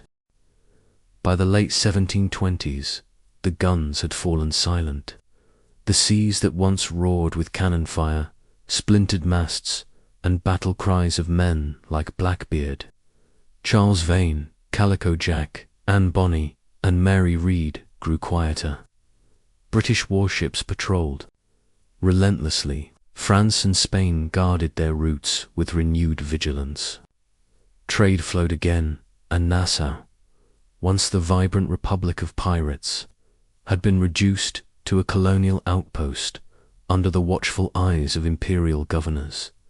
Yet as the physical world of piracy crumbled, something curious happened. The legend of the pirate began to grow. What had been condemned as rebellion and lawlessness became fodder for whispers, tavern tales, and events. The blood of pirates had barely dried on the decks of gallows ships before poets, printers, and playwrights began resurrecting them in ink. It was as if the death of piracy at sea gave birth to piracy in the imagination. The most important catalyst for this transformation came in 1724, just a few years after Blackbeard's death. A mysterious figure calling himself Captain Charles Johnson published a general history of the robberies and murders of the most notorious pirates. The book was a sensation. In its pages, readers encountered lurid, detailed biographies of figures who had, until then, been whispered about in colonial reports and court proceedings. Here was Blackbeard with his smoking beard, eyes aflame, striding across the deck like a demon of the sea. Here was Anne Bonny, cursing her male crewmates for cowardice. Here was Calico Jack Rackham with his gaudy attire, and Bartholomew Roberts, Black Bart, the gentleman pirate who captured more ships than anyone else. The prose was vivid, the stories sensational. Johnson presented pirates as both brutal criminals and fascinating characters. He documented their codes of conduct, their mock democracies, their trials and executions. It was part history, part theatre. Historians still debate who Captain Johnson really was, possibly a pseudonym for Daniel Defoe, author of Robinson Crusoe. Whoever he was, he understood something profound. The public did not want pirates to vanish. They wanted them immortalized. Why did these men and women, many of them violent, self-serving and short-lived, become romanticized? Part of the answer lies in timing. The early 18th century was an age of empire. Nations like Britain and France were consolidating power, erecting vast colonial structures that oppressed the poor while enriching the elite. Pirates, by contrast, were framed as rebels who thumbed their noses at kings and merchants alike. They lived by their own rules, stole from the rich, and shared loot among themselves. To the labouring poor in Britain's ports, the pirate looked like an outlaw Robin Hood. To the enslaved Africans and indigenous peoples who sometimes found refuge on pirate ships, the pirate seemed like a potential life lord, dangerous, but freer than the chains of empire. The pirate became a canvas, onto which different audiences painted their desires. To some, they were villains who got what they deserved. To others, they were tragic figures who lived fast and died young, and to many, they were folk heroes, symbols of resistance against tyranny. Soon after Johnson's general history, pirates flooded into popular culture. Balladeers sang songs of Blackbeard's ghost haunting the Carolinas. Broadside pamphlets sold for pennies carried sensational headlines: Bloody End of Notorious Pirate Captain Kidd, or Anne Bonny Defies the Hangman. The execution of William Kidd in 1701 had already been a media spectacle. Once a privateer commissioned by the English crown, Kidd's fall from grace and eventual hanging in London drew thousands of onlookers. Pamphlets about his treasure, supposedly buried somewhere unknown, spread like wildfire. The idea of buried pirate gold entered folklore, seeding the trope that would inspire stories for centuries. Even the church used pirate legends as moral lessons. Preachers thundered against their wickedness, spinning tales of damnation to frighten congregations. Ironically, these sermons only helped keep their names alive. By the late 18th and early 19th centuries, Europe entered the Romantic era cultural movement that glorified passion, rebellion, and untamed nature. Pirates fit neatly into this imagination. Playwrights dramatized their exploits. Novels turned them into Byronic anti-heroes, doomed yet noble. The pirate ceased being just a criminal and became a symbol of freedom, a man who refused to bow, even if it cost him his life. Lord Byron himself, the great Romantic poet, published The Corsair in 1814, a poem about a brooding pirate hero who embodied independence and tragic nobility. It sold out its first edition in a single day. Though Byron's Corsair was fictional, it carried the DNA of Blackbeard, Kidd, and Roberts transformed into high art. The most seismic moment in the myth-making of piracy came in 1883, when Robert Louis Stevenson published Treasure Island. This single novel crystallized the pirate image we know today.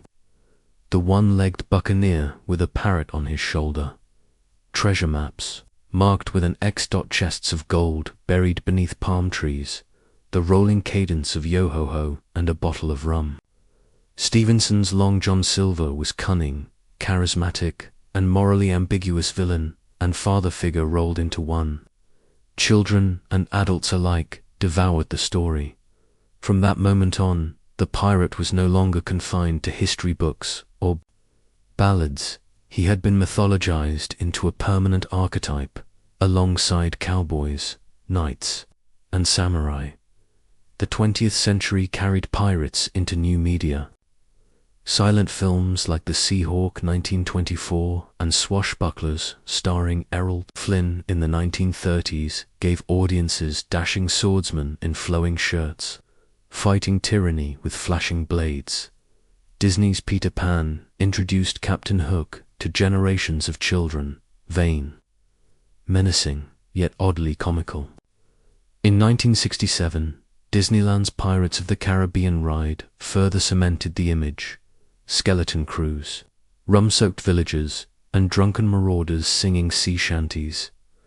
By the time Johnny Depp swaggered onto the screen as Jack Sparrow in Pirates of the Caribbean 2003, the pirate myth had come full circled directly from Johnson's 1724 biographies, while layering in centuries of romantic embellishment.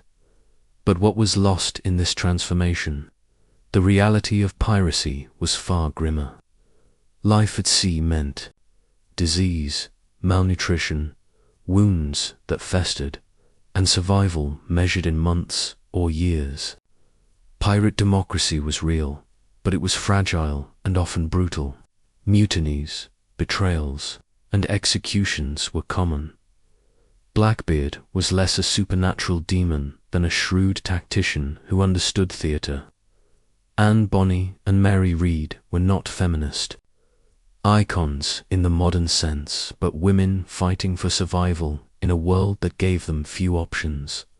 The Pirate Republic of Nassau was not a utopia but a temporary haven, collapsing as quickly as it rose. Yet the myth endures precisely because it captures something timeless. Pirates represented freedom in an age of empire, and in doing so, they became symbols of something larger than themselves. Today, the pirate sails are not in ships, but in stories, festivals, costumes, and even internet slang digital pirates. Their flags still flutter, from sports teams to music festivals, from Halloween parties to political protests. They endure because they embody contradictions we cannot resist. Lawless but democratic, violent but free, doomed but immortal, taught to wake up as a pirate or as a dollar princess, trapped in her own golden cage, was to confront the eternal human struggle between freedom and constraint, rebellion and order, myth and reality. And so we return to the question, what if you woke up in 1895 as a dollar princess? You would find yourself in a gilded world, shaped not just by aristocrats and bankers, but by the shadows of rebels who once ruled the seas. The jewelry in your drawing room might have been bought with gold, once plundered from Spanish galleons. The very language of daring and romance that infused your world was inherited from men and women, branded as outlaws. The pirates are gone, their bodies claimed by the sea or the gallows. But their stories outlived them all. They became our myths, our cautionary tales, our fantasies of rebellion. And like the tide, they will rise again and again, long after the last cannon has fired. The golden age of piracy had burned bright, then burned out. The last echoes of cannon fire and the last screams of condemned pirates faded from the scaffold. But the consequences of that age reverberated across oceans. To many, the pirates had been a scourge, finally purged. To others, their fall opened the door to something larger, the reorganization of empires, the tightening of maritime order, and the forging of a global economy whose arteries were now safe for the blood of commerce to flow unimpeded. But this transformation was not immediate, nor was it inevitable. It was deliberate, engineered in the war rooms of monarchs and parliaments, in the counting houses of bankers and insurers, and on the decks of the new professional navies that began to dominate the seas. The pirates had been extinguished, but the world they left behind and the lessons they forced upon empire would reshape centuries. When Woodes Rogers arrived in Nassau in 1718, armed with pardons in one hand and naval guns in the other, he was not merely quelling a local rebellion, he was heralding a global shift. The Caribbean, once a patchwork of freebooters, smugglers, and adventurers, was being pressed into a uniform order. Trade was no longer to be interrupted by independent raiders. It was to be controlled, taxed, and insured under the banners of empire. In the decades that followed, European governments recognized that the suppression of piracy was not a single campaign but a permanent necessity. Ad hoc squadrons and temporary commissions would no longer suffice. What was required was a standing naval presence, permanent and professional, patrolling key waters. Out of the ashes of pirate republics rose the modern Royal Navy, more organized and better funded than ever before. Where once Britain had relied on privateers during wartime, now it cultivated a navy that would exist even in peacetime. Taxes were levied, debts incurred, and coffers strained, but the investment paid dividends. By the mid-18th century, Britain's navy was not just a tool of war, it was a global police force, ensuring that the seas stayed safe for commerce. No. Empire had suffered more from piracy than Spain. Its treasure fleets, fat with silver and gold from the Americas, had been irresistible targets. Blackbeard, Bartholomew, Roberts, and Henry Every had all cut their teeth on Spanish shipping, and the plunder of Veracruz, Cartagena, and Havana had filled pirate chests with unimaginable wealth. But Spain, though declining, was not broken. The lessons of the pirate age forced it to adapt.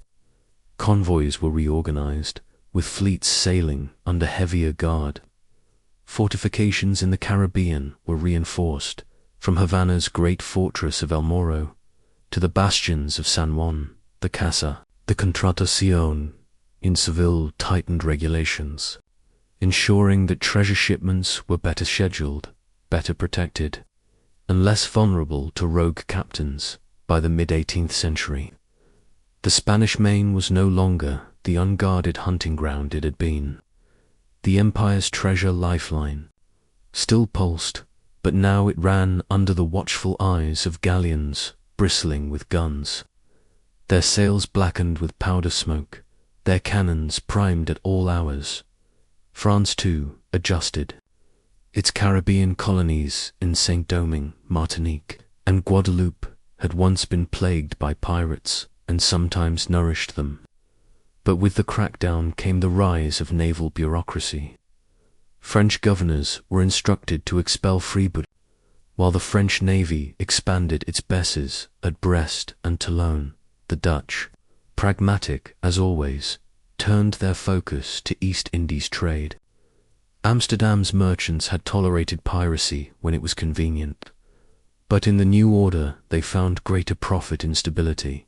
The Dutch East India Company, which had once danced dangerously close to privateering, now funded escorts for its spice fleets. In Southeast Asia, Dutch garrisons and ships enforced order with ruthless efficiency, ensuring that nutmeg, cloves, and pepper flowed homeward without interruption. The suppression of pirates was not simply about law and order, it was about economics. The empires had learned that commerce demanded predictability. Piracy had made the seas exciting but dangerous. Empires sought to make them dull but profitable.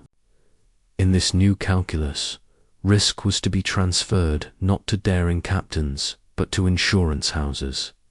Piracy had been the nightmare of merchants. A single captured galleon could wipe out the fortunes of a dozen investors. But by the 1720s, as pirates were hanged and order reasserted, a new institution emerged to tame the chaos of the sea. Lloyd's of London, what had begun as a coffee house where sailors and traders exchanged gossip, grew into the beating heart of global insurance. Shipowners could now hedge their risks, insuring their cargoes against storms, wrecks, or attacks. Pirates may have been on the decline, but the memory of their depredations lingered, and insurance became a way to transform danger into calculable loss. In this way, the very memory of piracy fueled the creation of financial tools that still shape the world today. The age of the cutlass gave way to the age of the contract, where pirates had gambled their lives for sudden plunder. Merchants now gambled percentages for predictable returns. The sea was being domesticated, not by eliminating risk, but by commodifying it. Perhaps the greatest legacy of piracy's end was the transformation of sailors themselves. The ragged crews who had once defected to pirate ships now found fewer opportunities for rebellion. Empires tightened discipline, offered more regular pay, and imposed harsher punishments for desertion or mutiny. The Royal Navy, in particular, became a machine. Impressment, the forced recruitment of sailors, expanded, filling warships with unwilling men. Discipline was brutal, floggings, hangings, and the iron discipline of naval law replaced the relative equality pirates had briefly offered. The sea was no longer a place of democratic experiment. It was a place of hierarchy, bureaucracy, and state power. Yet this professionalization had benefits. Ships sailed faster, gunnery improved, and global voyages became more reliable. Exploration flourished, from Captain Cook's Pacific voyages to the mapping of Arctic waters. The same navy that once hunted pirates now charted coastlines, planted flags, and carried empire into every corner of the globe. Still, the memory of the Golden Age lingered like a ghost. In taverns and coastal villages, old sailors told stories of Blackbeard's glowing matches, of Anne Bonny's fury, of the gold that still lay buried on hidden islands. Ballads were sung, plays performed, and pamphlets printed, keeping alive the idea that the sea had once been freer, wilder, more open to those willing to seize it. Governments, aware of this romanticization, used suppression as theater. Pirate executions were staged with deliberate spectacle. Bodies were hung in chains along riverbanks, left to rot as a warning. Trials were published in detail, their transcripts sold. For pennies, their morals clear. Piracy was folly, punished by the crown. The age of legends had ended. But legends have a way of outliving their flesh. By the mid-18th century, the transformation was complete. The Caribbean was no longer a pirate republic, but a plantation complex, where sugar flowed as steadily as Spanish silver once had. The Atlantic triangle of trade, slaves, sugar, and manufactured goods, ran with grim efficiency, lubricated by the absence of pirate interference. Britain's dominance grew, fueled by its navy and its financiers. Spain clung to its empire, weakened but not broken. France played its part until the upheavals of revolution. The Dutch shifted eastward, and across it all stretched the new certainty. The sea was no longer the domain of adventurers, but of empires. The pirates had challenged the order of the world. They had stolen, raided, and briefly lived outside the grasp of kings. But in doing so, they had forced the kings to adapt, to build systems stronger and more enduring than any pirate fleet. The golden age of piracy had ended not in chaos, but in consolidation. Out of disorder came a new order, and that order, built on navy's insurance and commerce, would carry Europe into its next great age. By the dawn of the 19th century, piracy, as it had once been, was unthinkable. There would always be raiders and smugglers, from the Barbary corsairs of North Africa to the Malay pirates of the East Indies. But the global networks of empire had grown too strong to permit another Nassau, another Blackbeard, another flowering of maritime rebellion. The golden age was gone, but it had not been in vain. Its suppression had remade the sea. And in the strange alchemy of history, those who sought only plunder had unwittingly paved the way for the empire of commerce, the dominion of law, and the globalization of trade. The world after piracy was safer, richer, and more predictable. But it was also more constrained. The wild gamble of the sea had been tamed, the dream of independence snuffed out. What remained was empire, vast, unyielding, and permanent. The pirate's cutlass had been beaten into the merchant's ledger. The age of gold and blood had given way to the age of coin and contract, and in that transformation lay the true aftermath of the golden age of piracy.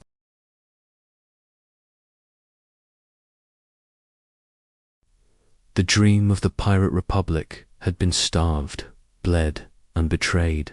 By the 1720s, the seas were no longer ruled by men with black flags and cannon smoke bravado, but by grey bureaucrats with ledgers, lawyers with indictments, and gallows rising in every port town from London to Kingston. If piracy had once been an act of rebellion against empire, its destruction was nothing less than empire's revenge. It was not enough to kill pirates in battle. It was not enough to burn their ships. The age demanded spectacle, and so the crown and its colonial governors orchestrated a campaign of trials, executions, and propaganda that would stamp into the popular imagination a new picture of piracy, not the romantic outlaws of liberty, but criminals to be hunted and hanged like common thieves. The hangman's noose became the final punctuation mark in the saga of the golden age of piracy. In the early years of suppression, British governors quickly realized that the battlefield alone could not end piracy. Cannon fire could destroy a ship, but piracy was an idea, a promise of freedom and riches that spread faster than sails on the wind. To defeat it, law itself had to become a weapon. Admiralty courts were expanded, their judges instructed to interpret maritime law with ruthless severity. The legal framework was stark. Piracy was defined as robbery on the high seas, an offense against all nations, punishable by death. Unlike land crimes, which required jury trials, Admiralty law allowed special commissions of judges to hear evidence, meaning verdicts could be rendered swiftly with little room for sympathy. The stage was set for trials that were part judicial process, part theatre. In ports from Boston to Port Royal, citizens would gather by the hundreds to watch notorious pirates dragged in chains, their names whispered in both awe and fear. Once, these men had been masters of terror. Now, shackled and filthy, they stood beneath the cold gaze of judges in wigs and robes, their fate sealed before a single word was spoken. One of the most famous of these spectacles occurred in 1718 in Charleston, South Carolina. Stede Bonnet, the so-called gentleman pirate, had once been a landowner of considerable means before taking to the sea in mid-life. Captured after the collapse of Blackbeard's alliance, Bonnet was paraded before the colonial court. His trial was a study in contrast, the refinement of his speech and manners set against the grim reality of his crimes. Witnesses described ships plundered, sailors beaten, trade routes disrupted. The verdict was inevitable. Bonnet was condemned. To hang, the day of his execution drew crowds. Bonnet, dressed in fine clothes to preserve some remnant of dignity, wept openly at the scaffold, begging for divine mercy. When the trapdoor fell, the gentleman pirate swung as ignominiously as the lowest cutthroat. His body, like so many others, was left to rot in chains along the waterfront, a warning to any sailor tempted by dreams of easy fortune. Similar scenes played out across the empire. Dozens, sometimes scores of pirates were executed in mass hangings. Their bodies were not buried in consecrated ground, but hung in iron cages called gibbets, creaking in the wind until the flesh fell away. Along the Thames, the road to execution, Dock became infamous for the sight and stench of pirates left to the gulls. Law was not just punishing crime, it was writing memory into the landscape. The Crown understood that each hanging carried symbolic weight. Every scaffold erected in Kingston, Boston, or London was a message. The Empire had reasserted order. The romantic myths of pirate equality and freedom would be countered with gruesome reality. Pamphlets were printed describing trials in lurid detail, sometimes including the supposed last words of the condemned. Ballads were sung in taverns mocking fallen pirates as fools led astray by greed. Newspapers carried sermons delivered at executions, moralizing on sin, repentance, and the wages of rebellion. And yet, the propaganda was not entirely one-sided.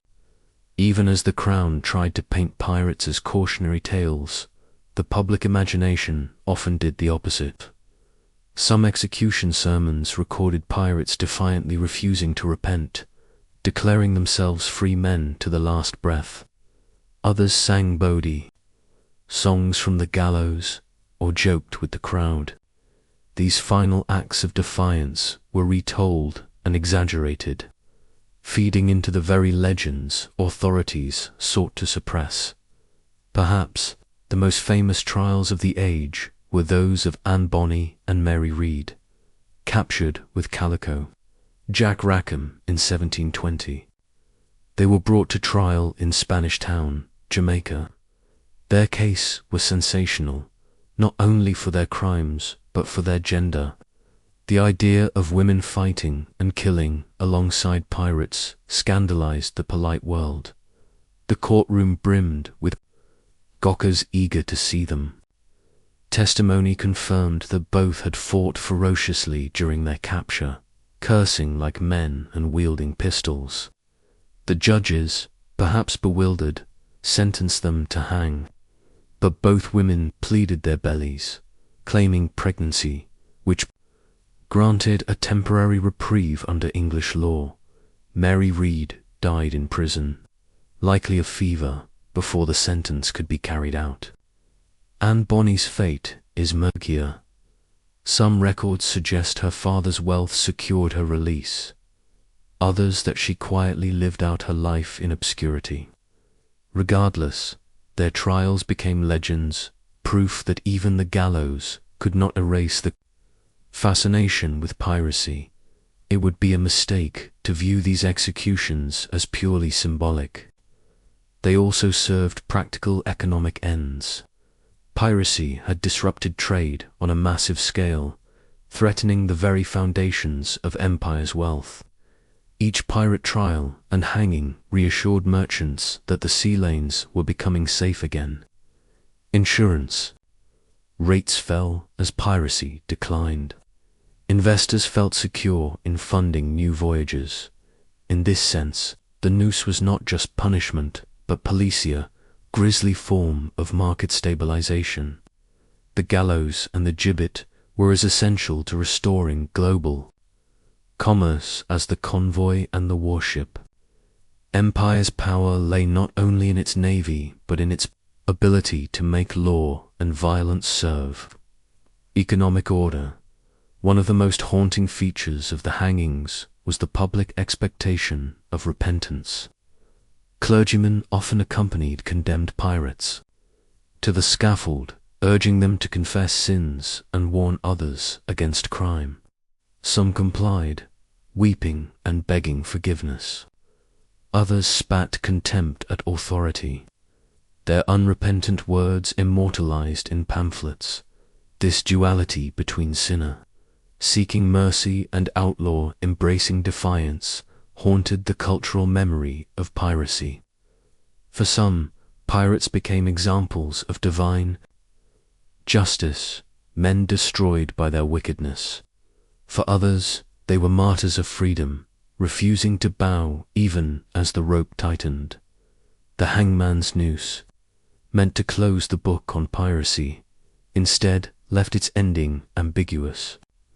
In every body swaying on a gibbet, people could see either the terror of crime punished or the romance of rebellion crushed by the mid-1720s. Piracy in the Atlantic was effectively broken. The last great trials and hangings removed the surviving figures of the Golden Age. With them died the possibility of any renewed pirate republic. But the gallows had done more than end lives.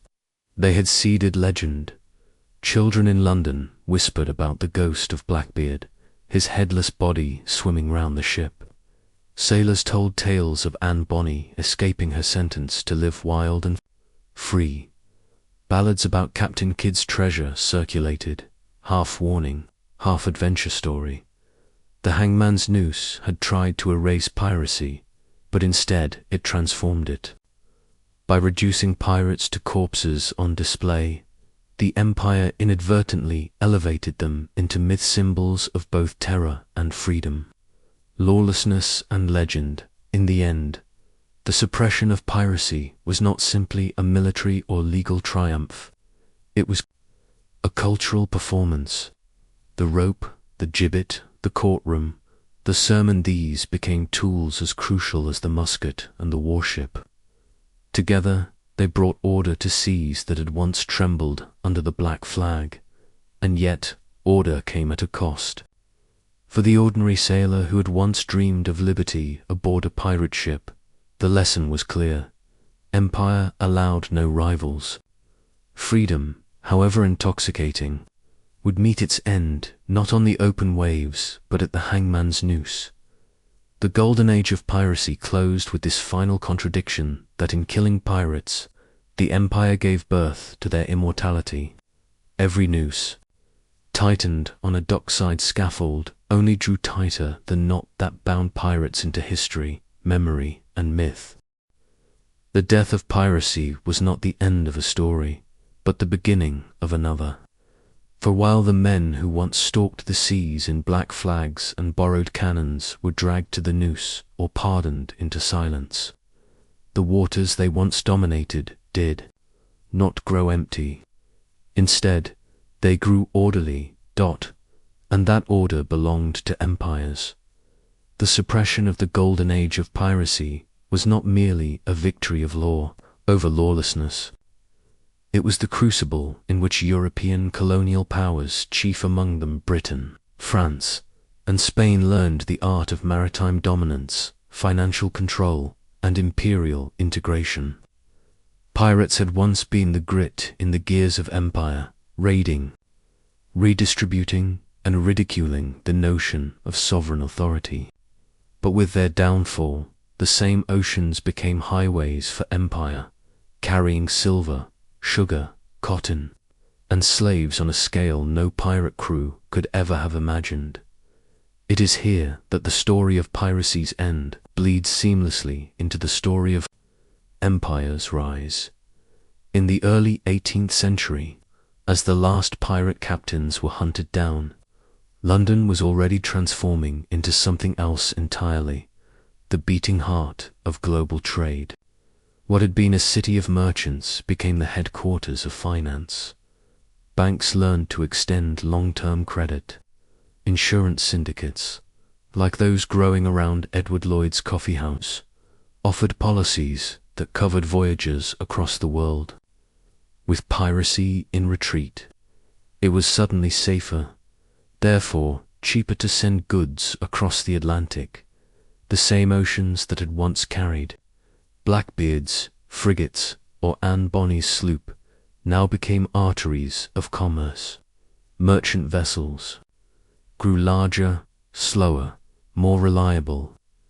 Convoys no longer needed to zigzag in fear of pirate sails on the horizon, and behind them loomed the shadow of the Royal Navy, steadily transforming from a reactive defense force into a globe-spanning machine.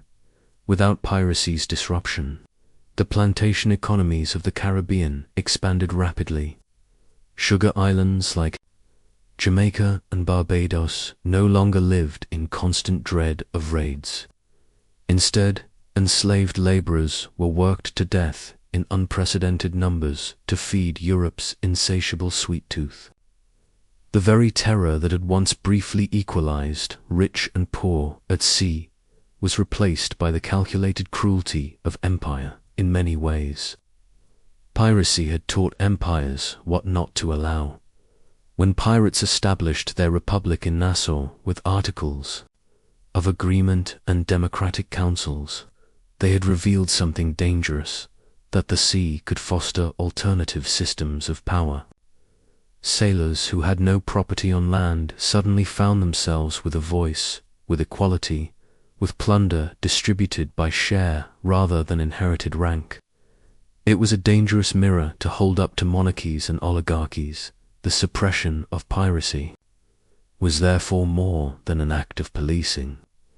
It was a conscious effort to erase this counterculture of seafaring democracy.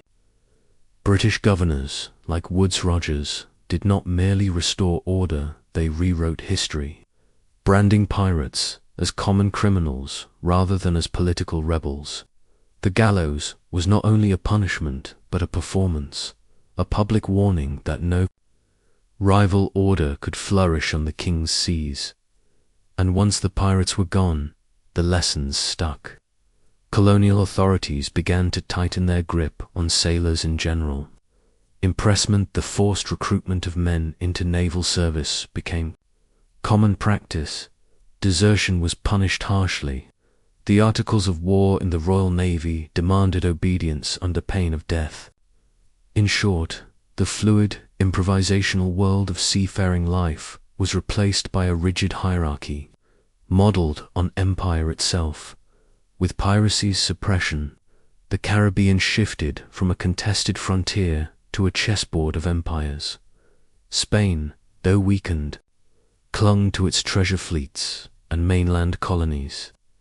France built powerful bases in Saint-Domingue and Martinique, but it was Britain that emerged strongest.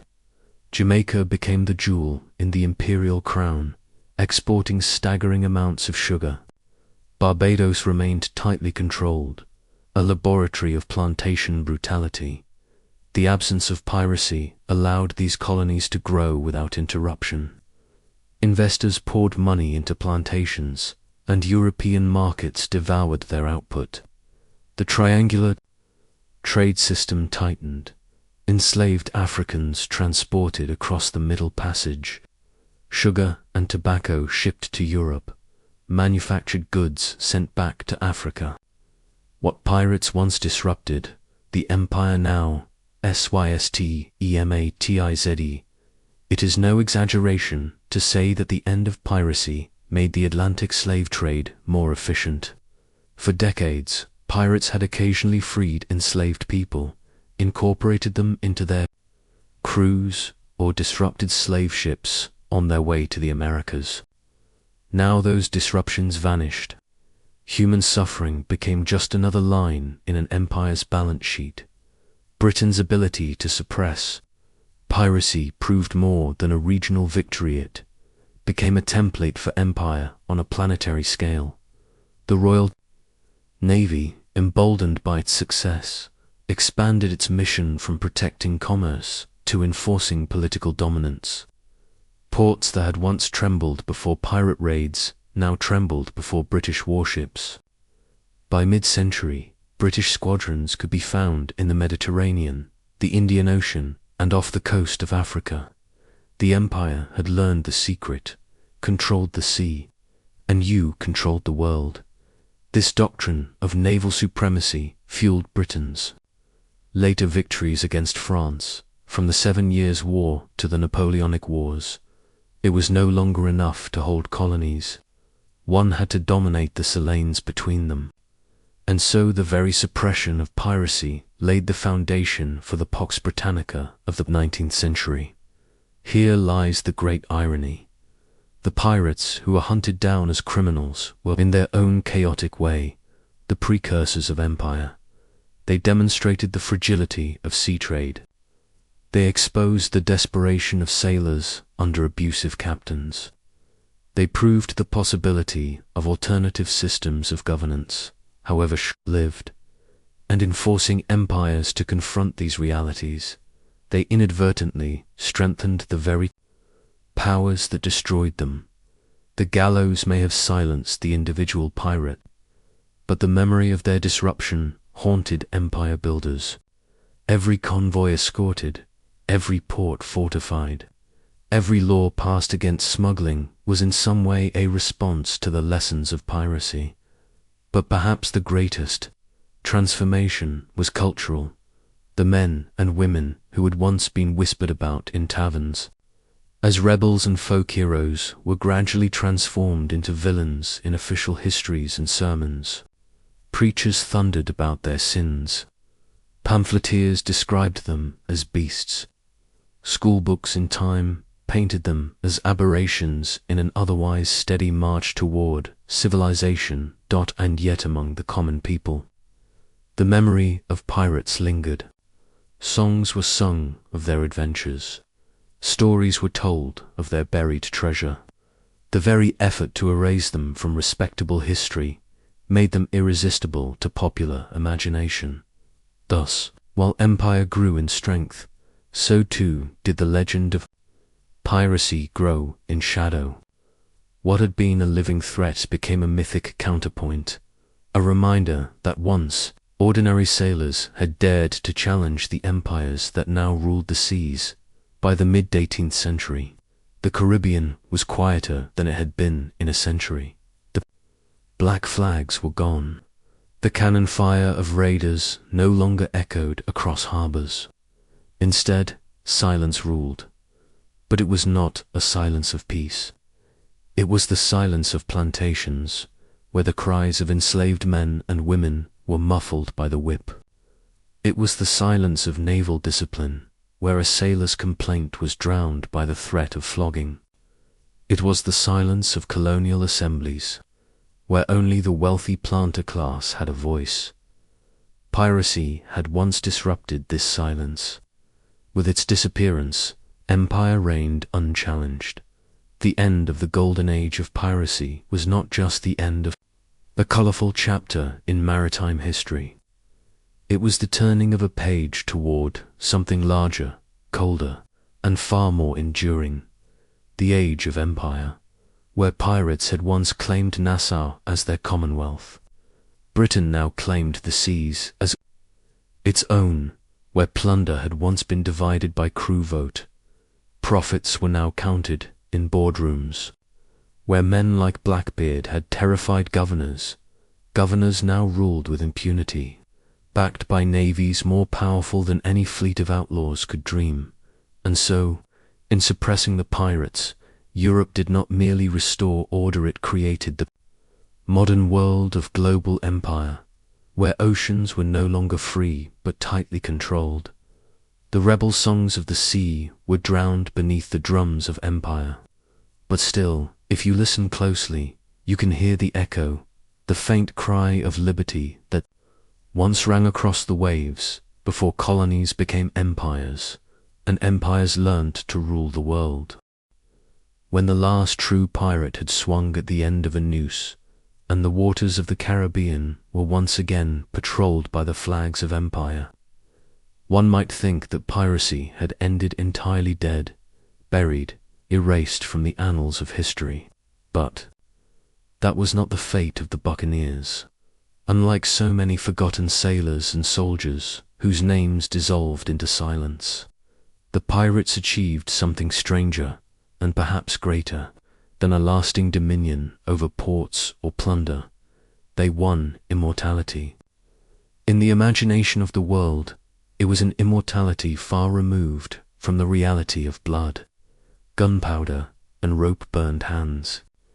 In their lifetimes, pirates had lived short, brutal existences defined by hunger, disease, and sudden violence. Yet in death, their reputations took on a shimmering new life. They became characters, larger than life, reshaped by storytellers, pamphleteers, ballad singers, and later by novelists, playwrights, and filmmakers. The truth of the pirate's life, desperate men fighting for survival on the edges of empire, gave way to a myth of freedom, romance, and adventure that has haunted human culture ever since. This act, then, is not about cannon fire or Spanish galleons. It is about the afterlife of piracy, about how the very men once reviled as enemies of humanity came to be reimagined as symbols of liberty, rebellion, and danger. In the early 18th century, long before the ink of history books had dried, piracy was already entering its mythic stage. The London presses and colonial printers knew a profitable story when they saw one. The execution of Captain William Kidd in 1701 had been a media event. Broadsheets described his supposed buried treasure with feverish imagination. Ballads were sung in taverns from Boston to Bristol, turning Kidd into both villain and tragic. Anti-hero after Kidd, the public appetite for pirate tales only grew. Blackbeard's death in 1718 became an instant sensation. Newspapers reported how his severed head had been hung from the bowsprit of a naval ship like a grotesque trophy.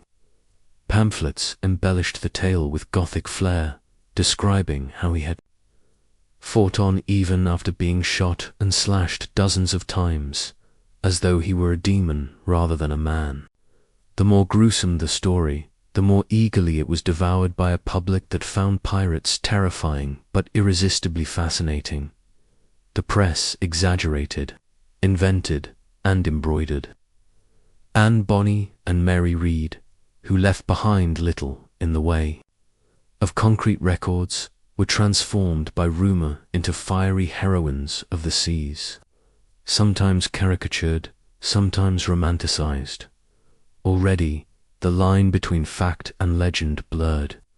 For ordinary readers, especially those far from the Caribbean, it hardly mattered whether these accounts were true. What mattered was that pirates offered a thrilling window into a world of lawlessness and rebellion. If there was a single text that enshrined piracy in the Western imagination, it was a general history of the robberies and murders of the most notorious pirates. 1724. Published under the name of Captain Charles Johnson, no one is entirely certain who Johnson was. Many suspect that he was in fact the writer Daniel Defoe, author of Robinson Crusoe. Whoever the hand behind the pen, the result was nothing less than the Bible of pirate mythology. The general history told detailed stories of infamous pirates: Blackbeard, Calico, Jack Rackham, Bartholomew Roberts, Anne Bonny, Mary Read, Charles Vane. It presented them not just as criminals, but as characters complete with dialogue, motivations, and colorful anecdotes. Whether the tales were strictly true was beside the point. They were compelling. They gave pirates personalities. Blackbeard as a theatrical terror, Roberts as a stylish gentleman rogue, Bonny and Read as fearless cross-dressing warriors. From This single book sprang much of the imagery we still associate with pirates today: the flag, the codes of conduct, the larger-than-life exploits. The reality had been rougher, more desperate, but Johnson's book gave piracy a cloak of legend. It was read and reprinted for generations, ensuring that pirates would never vanish into obscurity. As the 18th century gave way to the 19th, the pirate was no longer a figure of immediate fear. By then, the British Empire had crushed. The buccaneering era and the Royal Navy ruled the waves. In this new age of stability, the pirate could be safely reimagined, not as a threat, but as a symbol of adventure and, even, of resistance. Romantic poets and playwrights began to cast pirates in a new light. Lord Byron, that restless wanderer of the seas, infused his poetry with rebellious seafaring characters who owed much to the pirate archetype. In opera, ballads, and melodrama, pirates appeared as swashbuckling rogues rather than cutthroats. The French writer Alexandre Dumas included pirates in his sprawling tales of duels and intrigue. Washington Irving wrote of pirate gold buried along the Hudson. The pirate became a figure through which artists could explore themes of rebellion against authority, yearning for freedom, and the allure of danger. In the Americas, this romanticization took on political meaning.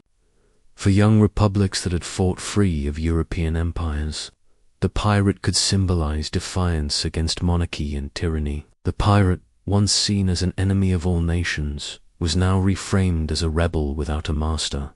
The transformation of piracy into myth reached its most enduring form in the 19th century, when children's literature and adventure novels cemented the pirate in popular culture.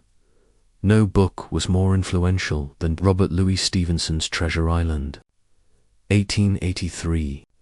It gave us many of the clichés we still associate with pirates: the one-legged buccaneer with a parrot on his shoulder, the treasure map marked with an X, the idea of buried chests of gold waiting on a deserted island.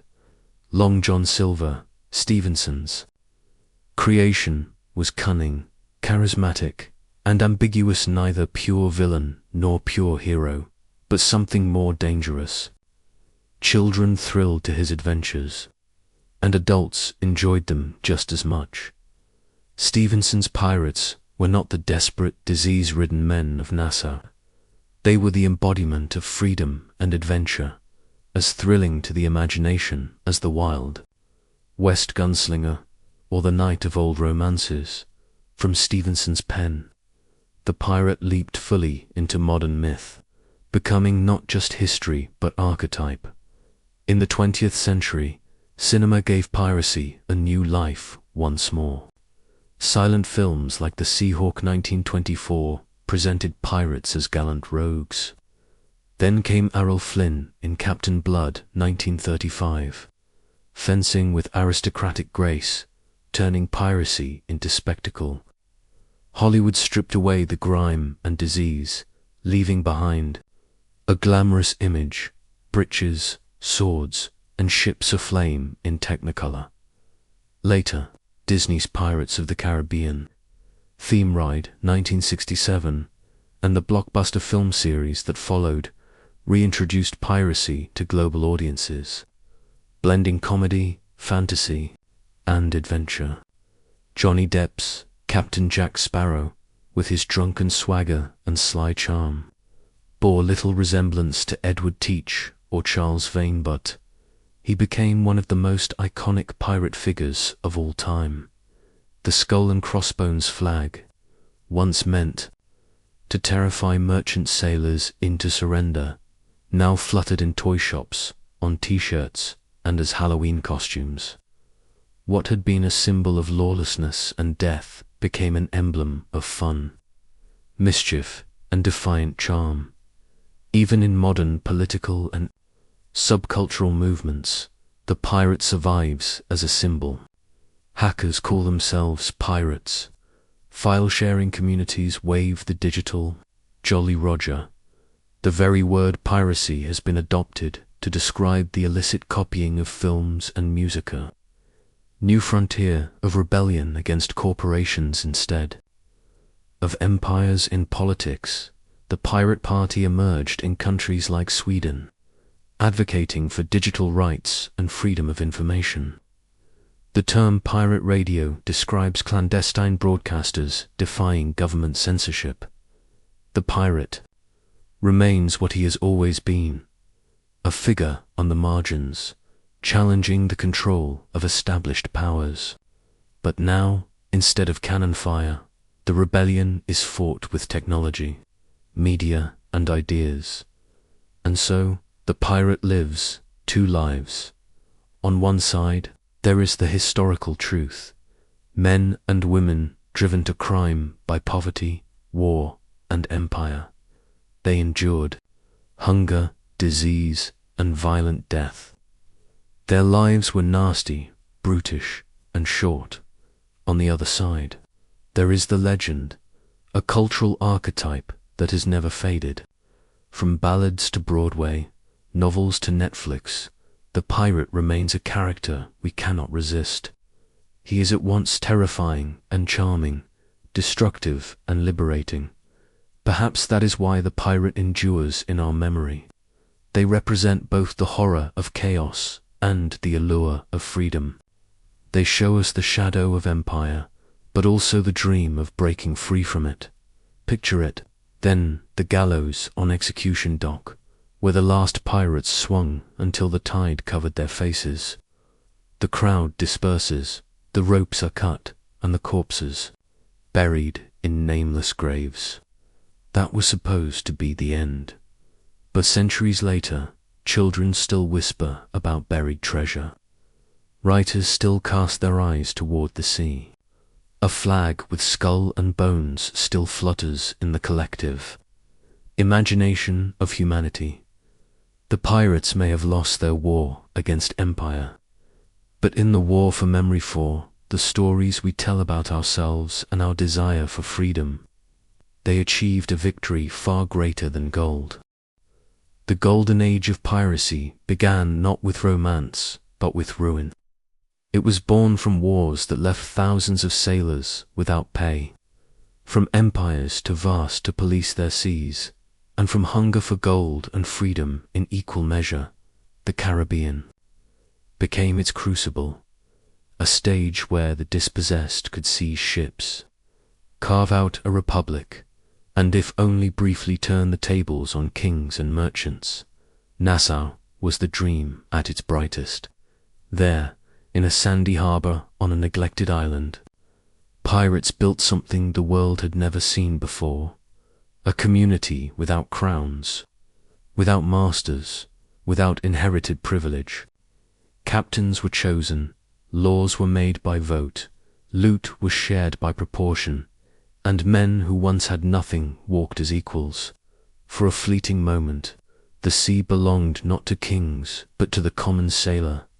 Figures like Blackbeard made the age unforgettable. With his smoke-wreathed beard, his deliberate theatrics, and his calculated terror, he embodied what piracy was, not only brute force, but performance. Anne Bonny and Mary Read, defying gender norms, proved that piracy's egalitarian promise could extend even further than society dared imagine. Yet their fate's captivity, trial, obscurity the fragility of that freedom. The decline was swift once the empires turned their full gaze to the Caribbean. Pardons lured some back into obedience. The noose awaited the rest. Governors like Woods, Rogers, and naval officers like Maynard waged a campaign of extermination that left pirate corpses swinging in harbor gibbets. Their tarred remains a warning to all who passed. Nassau was reclaimed for the crown, the Republic smothered, and the oceans placed once again under imperial law. And yet, piracy never truly died. In memory, it grew larger. Ballads sung in taverns, novels printed for hungry readers, and plays performed on crowded stages transformed real blood and sand into story and spectacle. The pirate, once a hunted criminal, became a timeless figure, a rebel with a cutlass, an outlaw of the sea, a dreamer of freedom against impossible odds. That is the paradox of the golden age of piracy. Historically, it lasted scarcely 3 decades from the 1690s to the 1720s. Empires rose, cracked down, and absorbed its fleeting challenge. But in imagination, it has lasted centuries. To speak of pirates today is not to recall their hunger, disease, or brutal deaths. It is to picture a black flag snapping in the wind, a ship racing across blue waters, and the stubborn cry of men and women who refuse to bow. The entire history of the golden age of piracy is, in truth, the history of humanity's twin hungers. For wealth and for liberty, the pirates failed in the end, crushed by powder, rope, and empire. Yet they succeeded in leaving behind something no empire could erase. The story of ordinary sailors who, for a short while, made themselves kings and queens of the sea. And as long as that story is told, as long as black sails stir the imagination, the golden age of piracy will never be only history. It will remain legend.